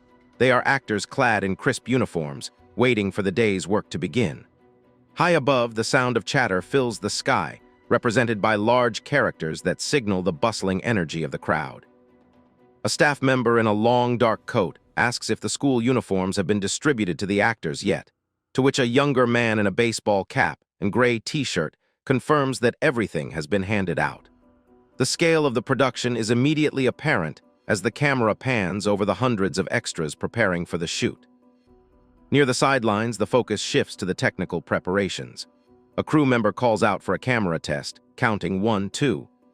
Into the equipment to ensure everything is synchronized. Seated on a bench nearby is a man in a vibrant green tracksuit, watching the proceedings with a quiet intensity, while beside him, a young man with dark, messy hair and a focused expression flips through a thick stack of papers. This is Kang Woojin, and the script he holds is the blueprint for the first filming location of their current project. According to the notes, the schedule for this site has just concluded, transitioning into the introduction of a new character within the story they are telling.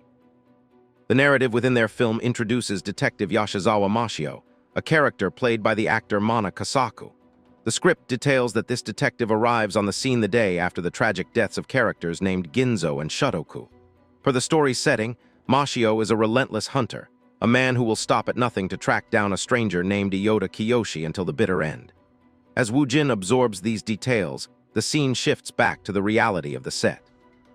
The production team has moved to this specific school to film the essential flashback scenes that will serve as the foundation for the series titled BSS. Woojin stands among the crew, his gaze fixed on the pages in his hands, fully immersed in the world he is about to inhabit. The quiet moment of preparation is interrupted by a familiar voice calling out Woojin's name. A man in a sharp olive-green suit and glasses, the president of Woojin's agency, approaches with a sense of purpose. He hands over a new set of documents, announcing that the advertising contract with the Kasihi Group has finally been finalized. He presents both the formal contract and the storyboard for the very first advertisement Woojin will be filming. Woojin looks up, a slight look of surprise on his face as he mutters a soft "oh." Taking in the news, the president explains that there will actually be 2 commercials to shoot, one centered on construction and the other on food. To emphasize the point, colorful images of high-end steaks, lobsters, and gourmet dishes float in the background, contrasting with the industrial nature of the construction side of the deal. The president notes that filming for these commercials is set for next week, though he admits that the clients seem to be in a strange rush for some reason. Regardless, he concludes that it is better for them to get these obligations out of the way as early as possible. He points out that the timing is actually perfect, as the filming for another project, The Island of the Missing, has just wrapped up. However, their schedule remains packed, with a press conference and promotion cycles looming on the horizon, not to mention an upcoming audition for a project called Lee. Despite the mounting workload, the president's tone turns genuinely celebratory. He praises Woojin's performance from the previous day, stating it was absolutely great, and that even the film producers and distributors were completely losing their minds over the quality of his acting. Woojin remains humble, his thoughts appearing in a bubble above his head as he wonders if that was really the case. He admits to himself that he didn't even notice the reactions because he was so deeply immersed in the scene he was playing. As they continue to walk through the bustling set, the president starts to say something else, but he is interrupted by the sharp buzz of his phone. He looks down, his expression shifting to one of confusion as he wonders why the office is calling him at this hour. He steps aside to take the call, leaving Woo Jin alone for a moment. The president's attention is drawn to a group of people standing a short distance away. He notices several foreigners among the crowd, individuals he hasn't seen on set before. The atmosphere feels slightly different around them, marked by the same bustling chatter characters seen earlier. His eyes lock onto one person in particular, a woman with a sleek brown bob cut and glasses, dressed in a professional dark suit. He feels a nagging sense of recognition, wondering if he has seen her somewhere before or if it is just his imagination. He is positive he has seen her face, but in the heat of the busy set, he can't quite place where. The president is still on the phone, his tone casual as he asks, "Yeah, what is it?"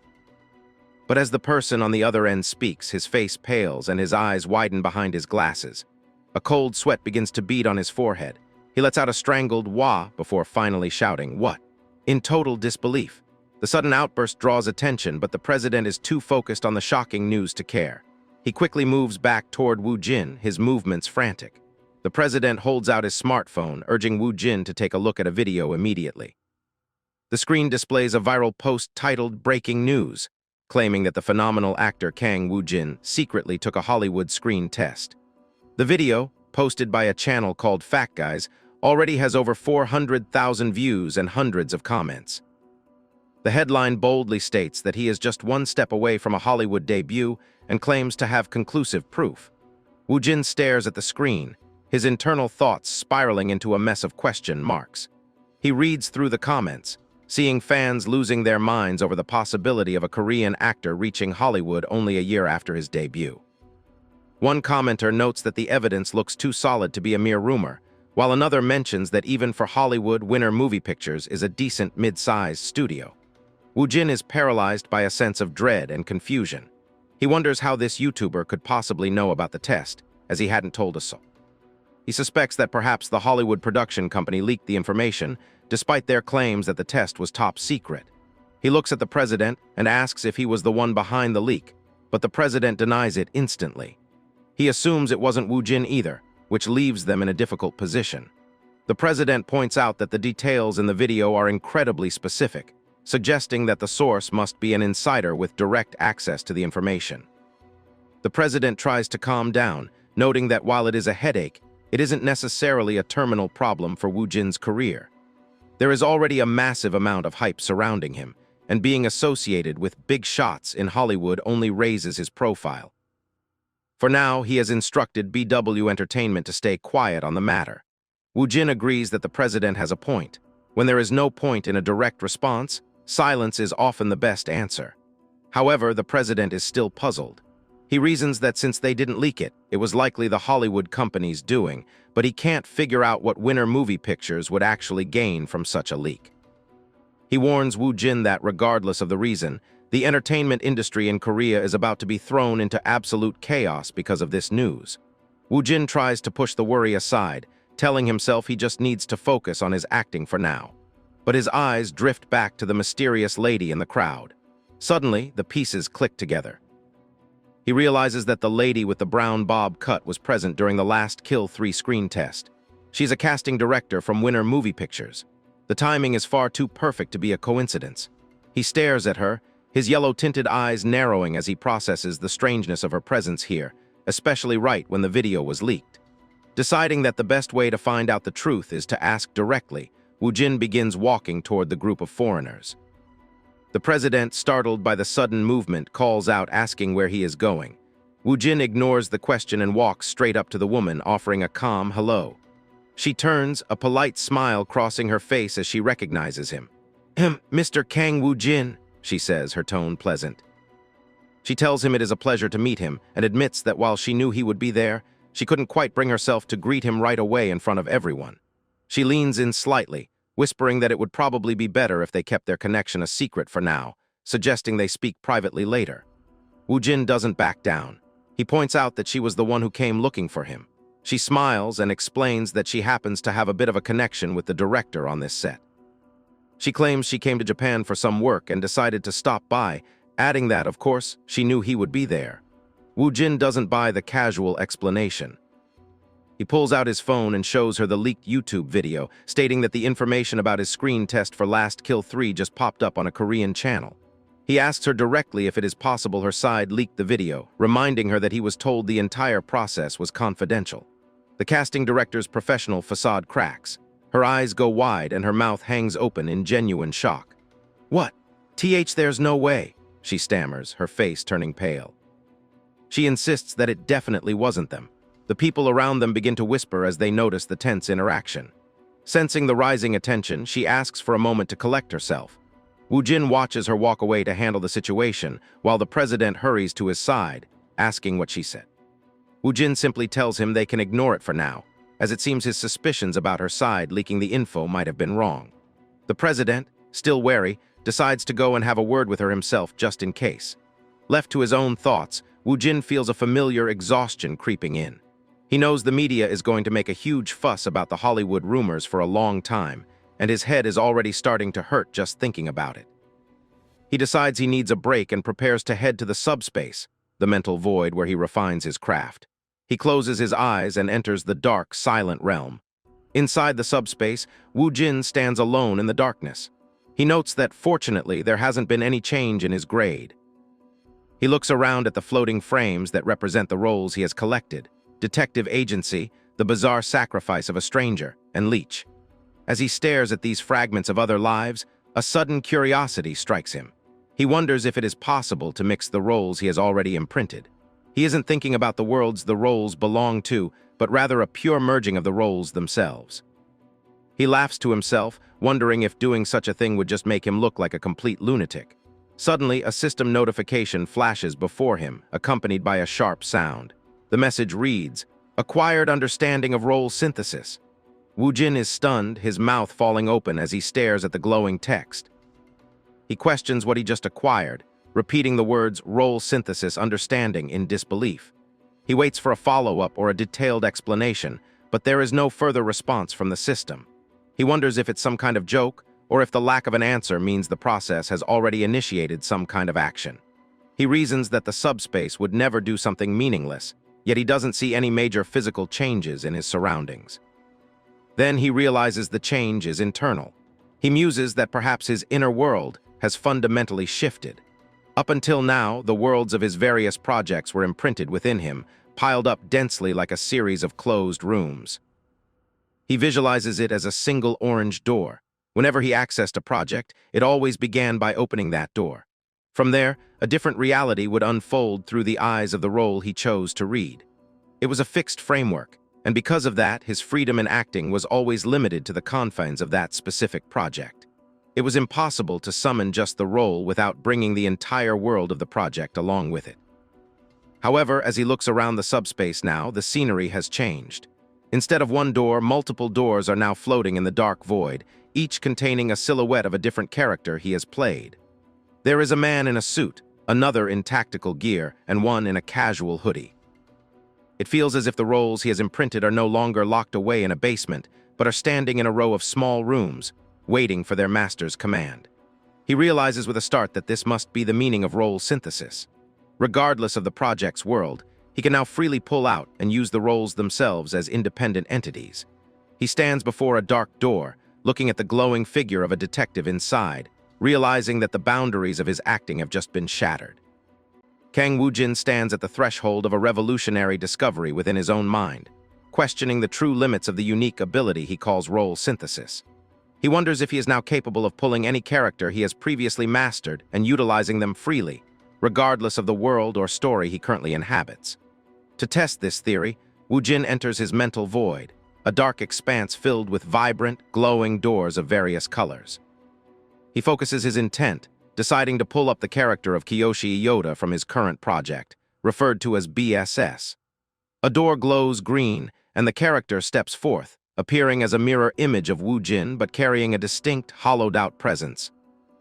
Not satisfied with just one, Woo-jin moves to his next target, a character named Kim Ryujin from a previous work titled Detective Agency.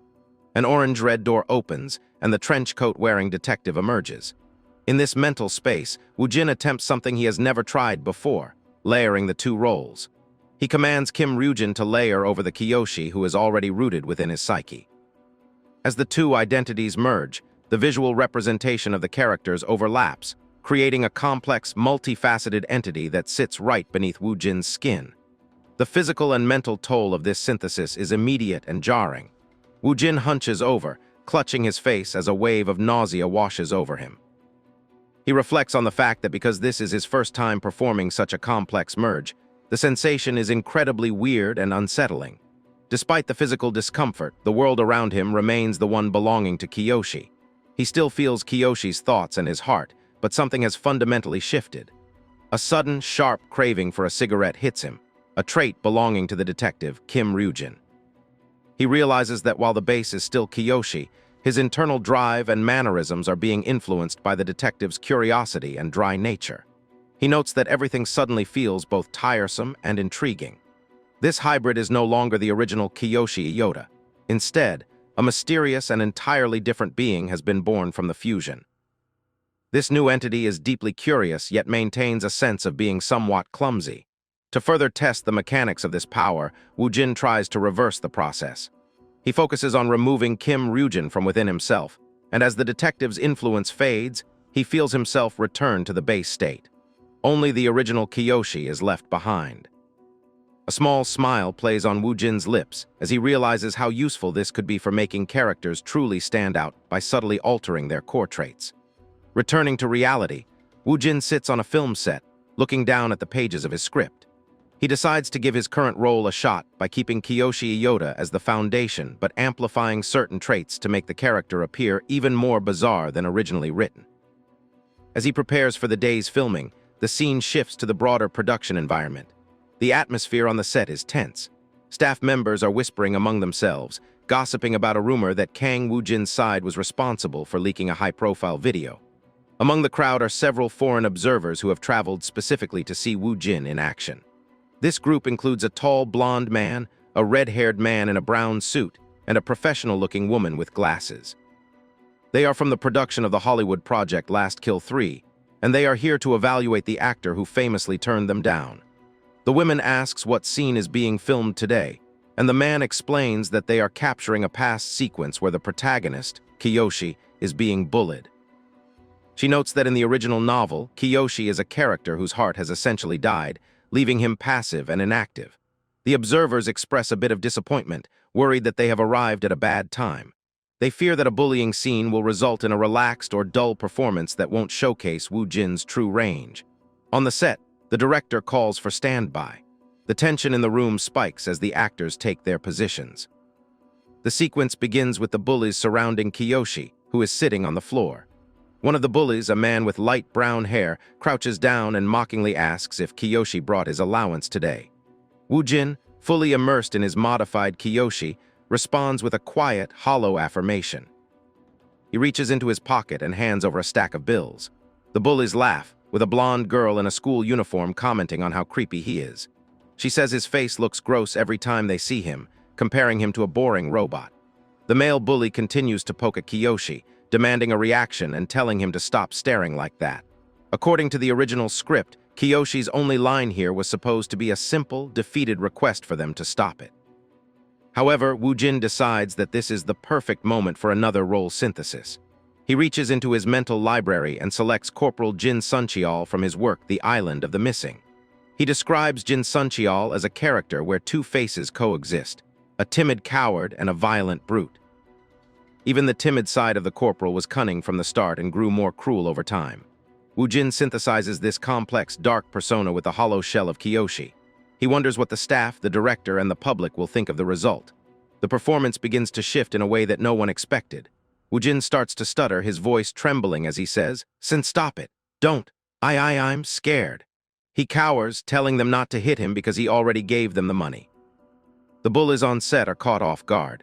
The tone of his voice is definitely that of the original Kiyoshi, but the expression on his face and the overall atmosphere radiating from him have completely changed. It is truly strange and bizarre. It feels as if a different person is flickering in and out of his eyes for seconds at a time. The actor playing the bully tries to maintain his composure and continue his dialogue. He stammers slightly, commenting that Kiyoshi is actually good at following directions and mocks him for keeping his mouth shut all this time. He leans in closer, grabbing Kiyoshi by the collar and demanding that he get angry and pissed off. He shouts at Kiyoshi to hurry up and get mad at them. Suddenly, the atmosphere turns cold. Woojin's eyes, which were once hollow, sharpen with a terrifying intensity. He looks directly at the bully and calls him a piece of trash. In a voice that drips with a different kind of malice, he asks, "Who the hell are you to give me orders?" The shift is so violent and sudden that the entire set goes silent. Woojin continues, his voice low and dangerous, asking the bully if he wants to be covered in cement and dropped into the ocean. He stares deep into the other actor's soul, asking if he wants to die. The reflection in Kiyoshi's eyes shows a dark, demonic figure, symbolizing the violent brute of the corporal surfacing through the timid student. The staff members are frozen in shock. They whisper to each other, asking if something like this can even be called acting. They can sense the presence of other characters bleeding out from Kiyoshi, creating a performance that is far more complex than the script required. An assistant director turns to the main director, asking if they should stop the scene because the actors are going significantly off script. The director, however, is mesmerized. He tells them no, to just keep going. He realizes that the Kiyoshi being portrayed by Woojin has clearly devoured the script entirely. To the director's eyes, the character has become several times more withered and shriveled, yet he remains undeniably Kiyoshi Iota. He understands that Woojin is giving the performance of a lifetime for what was meant to be a short, minor scene. As a director, he feels it is impossible to cut this, and he immediately begins thinking about how he will have to change the rest of the script to match this incredible level of acting. The foreign observers are equally stunned. The red-haired man notes that with this kind of acting tension and martial arts skill, Woojin would have been a massive hit in Hollywood. The woman with glasses realizes that Woojin's refusal of the Hollywood project wasn't because he lacked skill. She believes he was making a declaration, showing off his presence and proving he can play supporting or minor roles whenever he wants with absolute mastery. She muses that he isn't even trying to challenge Hollywood. He is simply confident that Hollywood will eventually come looking for him. She thinks about how he is currently preparing for the King Film Festival with director on Gabok, and predicts that once he flips that festival upside down, his career will escalate far beyond being a mere supporting actor. She suspects that Joseph Felton, a high-level figure in their industry, saw through Woojin's potential early on and was the one who leaked the screen test info for Last Kill 3. She believes Joseph recognized significant value in the actor, even writing a bit of a script for him that ultimately went unused. In her eyes, Kang Woojin doesn't need anyone's help. He is carving out his own path at an incredible speed. She recalls asking him about the screen test video and remembers the look of genuine annoyance on his face, suggesting he truly didn't care for the meddling. In a final lighthearted moment, the scene shifts away from the heavy atmosphere of the set. The woman wonders what kind of face Joseph would make if she told him about Woojin's reaction. Meanwhile, Woojin is seen elsewhere, away from the intense acting, suddenly letting out a sneeze. He rubs his nose with a puzzled expression, wondering if someone is talking about him behind his back, unaware of the profound impact his new role synthesis has just made on everyone watching him. The atmosphere on the streets is buzzing with a frantic energy as crowds of people move past colorful storefronts and tangled power lines. Yet all the noise of the city seems distant compared to the rumors currently swirling around a certain rising star. Two men standing amidst the bustle check their phones, one asking the other if he has seen today's article regarding the news that Kang Woojin is heading to Hollywood. His companion looks skeptical, checking his own device and noting that the article he saw claimed the actor only went there for a screen test, not a guaranteed role. Their conversation drifts back to the filming set from a few days prior, recalling a group of foreigners they had spotted. While some initially thought these individuals were part of a specialized Hollywood production crew, others had dismissed them as merely being part of the special effects team. Now that those foreigners are nowhere to be seen, the staff begins to wonder if they have already left the country, and if Woojin will truly be heading straight for the United States once his current project wraps up. In the midst of these whispers, Kang Woojin stands quietly on the set, his dark hair falling over a sharp, focused gaze. He is well aware that the news of his potential international debut has even reached the shores of Japan, but he finds a strange sense of relief in the fact that no one is bold enough to ask him about it directly. This silence is largely due to an explicit order from director who has strictly forbidden anyone from disturbing the atmosphere on set with outside gossip. Woojin's internal thoughts are far less composed than his outward appearance suggests, as he reflects on the numerous articles popping up in Korea claiming that his greed will lead to his eventual ruin. His phone buzzes relentlessly in his pocket, a constant reminder of the chaos unfolding outside this quiet filming bubble. Beads of sweat begin to form as he feels the pressure mounting, but he lets out a heavy sigh and forces himself to shove those distractions aside, deciding that his only priority right now is to focus entirely on the filming process. The production transitions into its next major phase, moving the story back to the present day within the narrative of the series known as BSS. The setting shifts to a dimly lit karaoke bar owned by a woman named Horanouchi Amy. This particular scene takes place chronologically before the death of a character named Ginza. Woojin's character, Kiyoshi, steps into the bar as part of his preparation for his next assignment, which the script ominously refers to as his homework, the bizarre sacrifice of Amy herself. According to the scenario, Kiyoshi needs to project a much higher level of tension than his usual calm and collected demeanor would suggest. Woojin looks over the script with a critical eye, feeling that the current direction feels a bit too flat for such a pivotal moment. To elevate the scene, he decides to synthesize the cold, calculated persona of a character he previously played, Kim Ryujin, into the role of Kiyoshi. As he makes this mental shift, his eyes undergo a terrifying transformation, turning a sharp, predatory yellow that seems to pierce through the dim light of the bar. The crew begins to move with renewed urgency as the call for standby echoes through the room. Actors and staff take their positions behind the long, dark counter of the bar as the director gives the final command. And action. The scene begins with the bartender, a young man with long blonde hair tied back, cleaning a glass. He greets the newcomer with a polite smile, asking what he would like to order. Kiyoshi, dressed in a sharp black suit with a strap across his chest, sits heavily at the counter and simply states that he will start with a beer. The bartender acknowledges the order with a quick nod, but as he turns to fulfill it, Kiyoshi's voice cuts through the air again. He remarks that the bartender looks incredibly familiar and asks if they have met before. This simple question causes the bartender to pause, his expression shifting to one of confusion and slight unease. Kiyoshi leans in closer, his intense gaze never leaving the man's face, and asks the bartender to come a little closer as well. The blonde man is visibly unnerved, thinking to himself that there is something deeply wrong with the way the stranger is looking at him. He has never witnessed this kind of raw, chilling acting before. Kiyoshi's voice remains low and steady as he drops a bombshell, asking if the man is actually Horanouchi Amy's lover. The bartender is stunned into silence, but the pressure only intensifies as Kiyoshi leans in further, his mouth curving into a slight, mocking smirk. He asks if the man's name is Horio Aishi, a revelation that causes the bartender's eyes to widen in genuine shock. Aishi stammers, wondering how this stranger could possibly know a secret that was supposed to be hidden from everyone. Suddenly, the director's voice booms through the set with a loud cut. The director critiques the performance, stating that Horio Aishi's emotional response was far too weak, and demanding that the actor try to express his shock more intensely. The blonde actor, who is actually a rookie named Aishi in real life as well, immediately breaks character and bows deeply, apologizing profusely to Woojin for the mistake. Woojin, now back to his normal self, tells him that it is fine, remembering his own days as a rookie and the struggles that come with it. He wants to say something to encourage the younger actor, but finds himself hesitating over what would actually be helpful. He wonders if suggesting the use of more physical body movement during the performance would help ground Aishi's reactions. As Woojin tries to demonstrate what he means by physical acting, he reaches out his hand, but in his momentary focus on the advice, he accidentally clips the glass of beer sitting on the counter.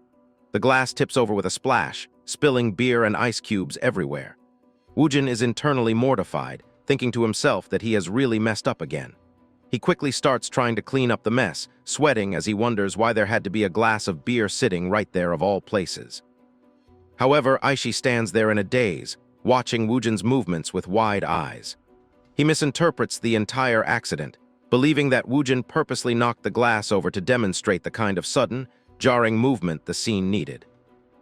Aishi is deeply moved, thinking that Woojin is a genius who just gave him a masterful lesson in blocking without even trying to show off. The director and the rest of the staff share this sentiment, watching from the monitors as they whisper about how Woojin seems to be mentoring the minor actor with such grace. They admire the fact that his suggested blocking matches the director's vision perfectly, even though Woojin is currently just embarrassed and trying to pull himself together. The smell of beer is spreading across the set, and while Woojin is busy worrying about his clumsy mistake, the director calls for the scene to resume. The command for action is given once more, and they reset to the moment Kiyoshi confronts Aishi at the bar. This time, the interaction flows with a much sharper edge. Kiyoshi repeats his inquiry about the man being Amy's lover. This time, following the advice he thinks he received, Aishi reacts with a start, knocking his own hand against the counter just as Woojin had done earlier. The glass of beer spills once again, but this time it is a deliberate part of the performance. Kiyoshi stares at the spilled liquid with a cold, detached expression, noting that the bartender looks quite surprised. He then leans over the counter, his face inches from Aishi's, and tells him to come closer or he will scream. He leans in even further, whispering something directly into the man's ear as the tension in the room reaches a breaking point. The director is thrilled with the take and shouts, "Cut," before announcing that it is time to move on to the next scene. The production then shifts its focus to a new character, Mana Kasaku, who plays the role of Detective Yashizawa Mashio. The scenario describes a moment where Detective Mashio, having learned that Ginzo called Amy right before his death, goes to the bar to see her. This is the first time Mashio and Kiyoshi cross paths. As Mashio walks into the bar, Kiyoshi is walking out. They brush past each other in a narrow corridor, and although Kiyoshi's face is completely expressionless, the detective is left feeling deeply unsettled.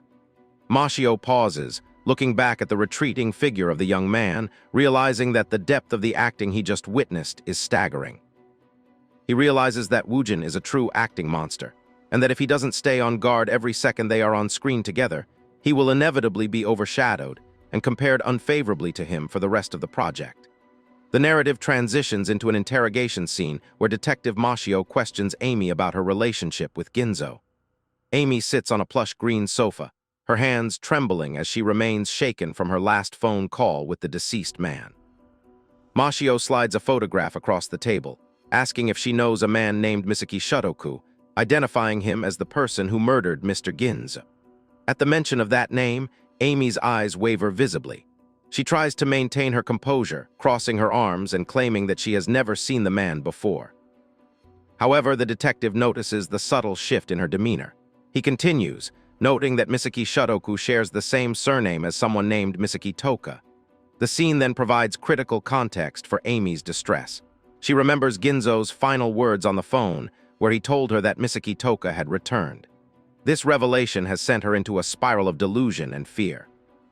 Mashio pushes further, suggesting that while Shudoku is the primary culprit, there might have been an accomplice involved in the crime. The moment the word accomplice is uttered, Amy's eyes waver for a second time, a detail that Mashio catches instantly. Amy is internally panicking, wondering if Toka could truly be alive, even though she is certain she saw the girl die with her own eyes. She reasons that Toka's father wouldn't have killed Ginzo out of nowhere unless it was revenge for what Ginzo had done to his daughter.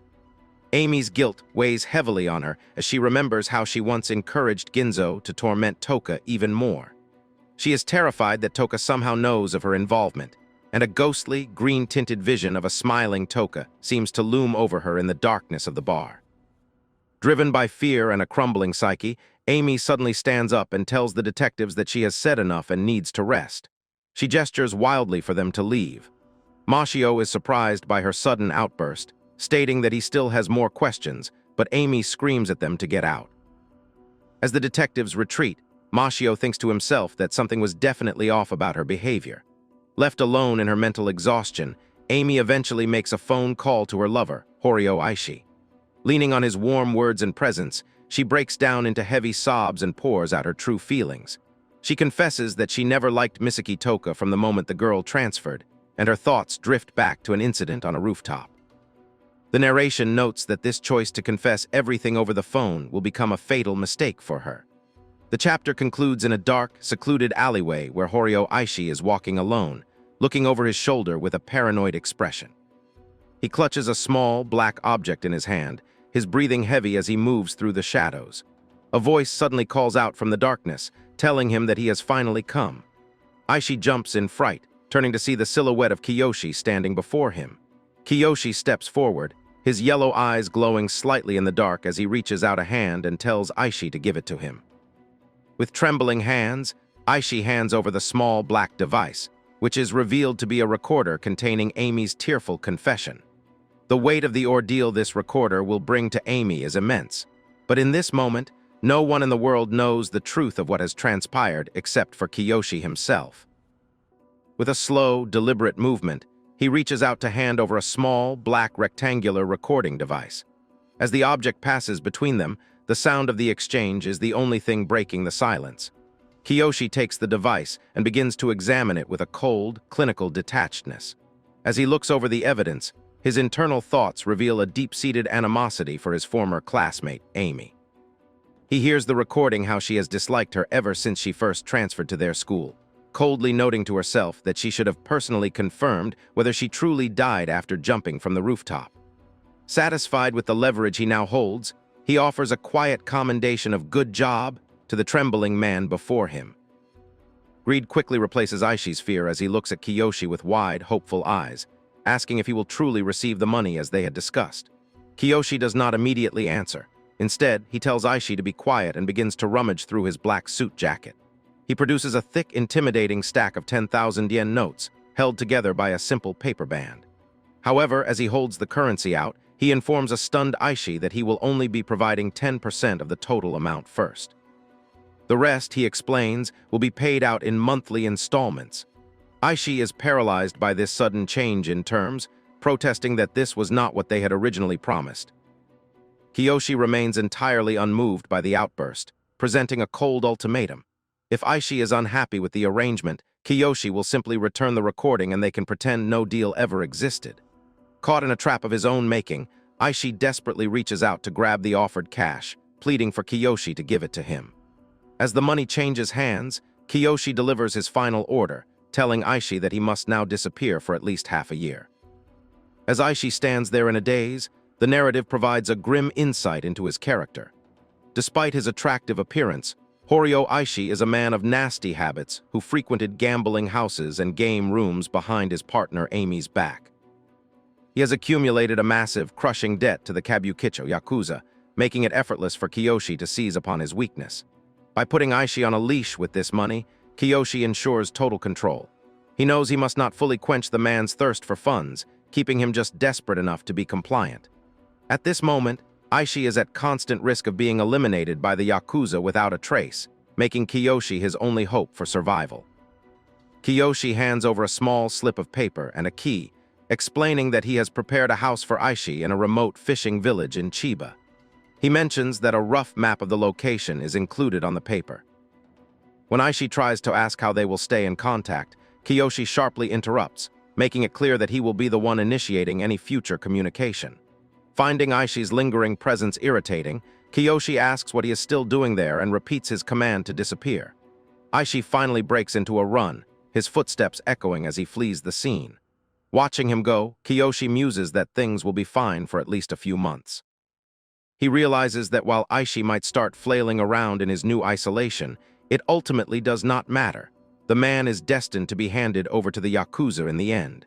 The focus then shifts to the recording device itself. Kiyoshi clarifies that this evidence is not intended for Amy, but is actually the key to controlling his next assignment, Suzuki Itsuma. Itsuma is described as the brain of their social group back in high school and is currently a powerful figure with strong financial backing, being the heir to a family that owns a mid-sized company. Kiyoshi wonders with dark curiosity what kind of face the prestigious heir would make if this recording were sent to him. The scene then transitions to show Itsuma himself, looking stressed and disheveled as he clutches a phone to his ear, desperately waiting for someone to pick up.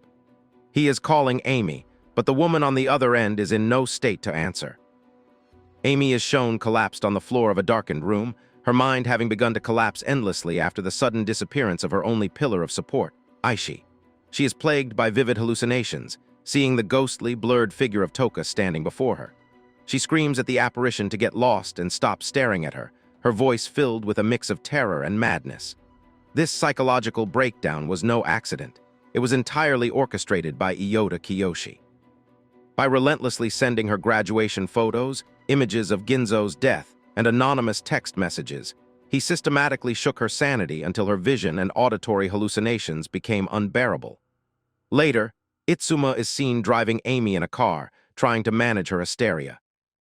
She is a shell of her former self, begging Itsuma to save her and claiming that Toka visits her every single day. In her desperation, she declares her intention to go to the police and confess everything, believing that Toka might show her mercy if she tells the truth. Itsuma tries to bring her back to reality, reminding her that Toka is dead, but Amy snaps back that she saw her only yesterday. She warns Itsuma that detectives have already been looking for her and tells him that he should flee as well because Toka will surely come for him next. Watching her spiral, Itsuma realizes that trying to talk to her is useless as she has completely lost her mind. As he grips the steering wheel, his expression turns cold and sharp. Now that he has finally ascended to the position of company heir, he decides he cannot allow her to ruin his future. He concludes that he simply does not have the time for such unnecessary headaches. The scene is actually a film set located on a rooftop, where a production crew is gathered around monitors and cameras. The director, a man with long dark hair, explains that today is the filming day for a pivotal scene in the project BSS, where the character Itsuma murders Amy on the rooftop to bury his past. Kang Woojin, the actor who plays the lead role of Kiyoshi, stands nearby to observe the filming. His presence creates an intense atmosphere for the Japanese actors on set, who feel as though they are facing two battles simultaneously, one against the character Kiyoshi within the story, and another against the overwhelming acting talent of Kang Woojin himself. The actor playing Itsuma feels the pressure mounting, regretting that he didn't practice his lines even more before arriving. He thinks about how the characters in BSS are subjected to a bizarre sacrifice at Kiyoshi's hands, and how as an actor he feels completely eclipsed by Woojin's performance.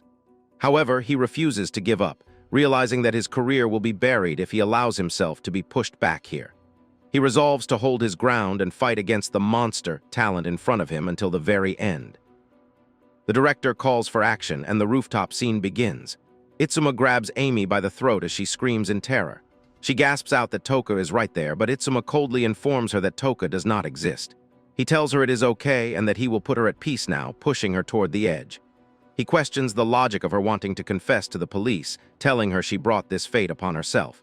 The director eventually calls for a cut, ending the intense sequence.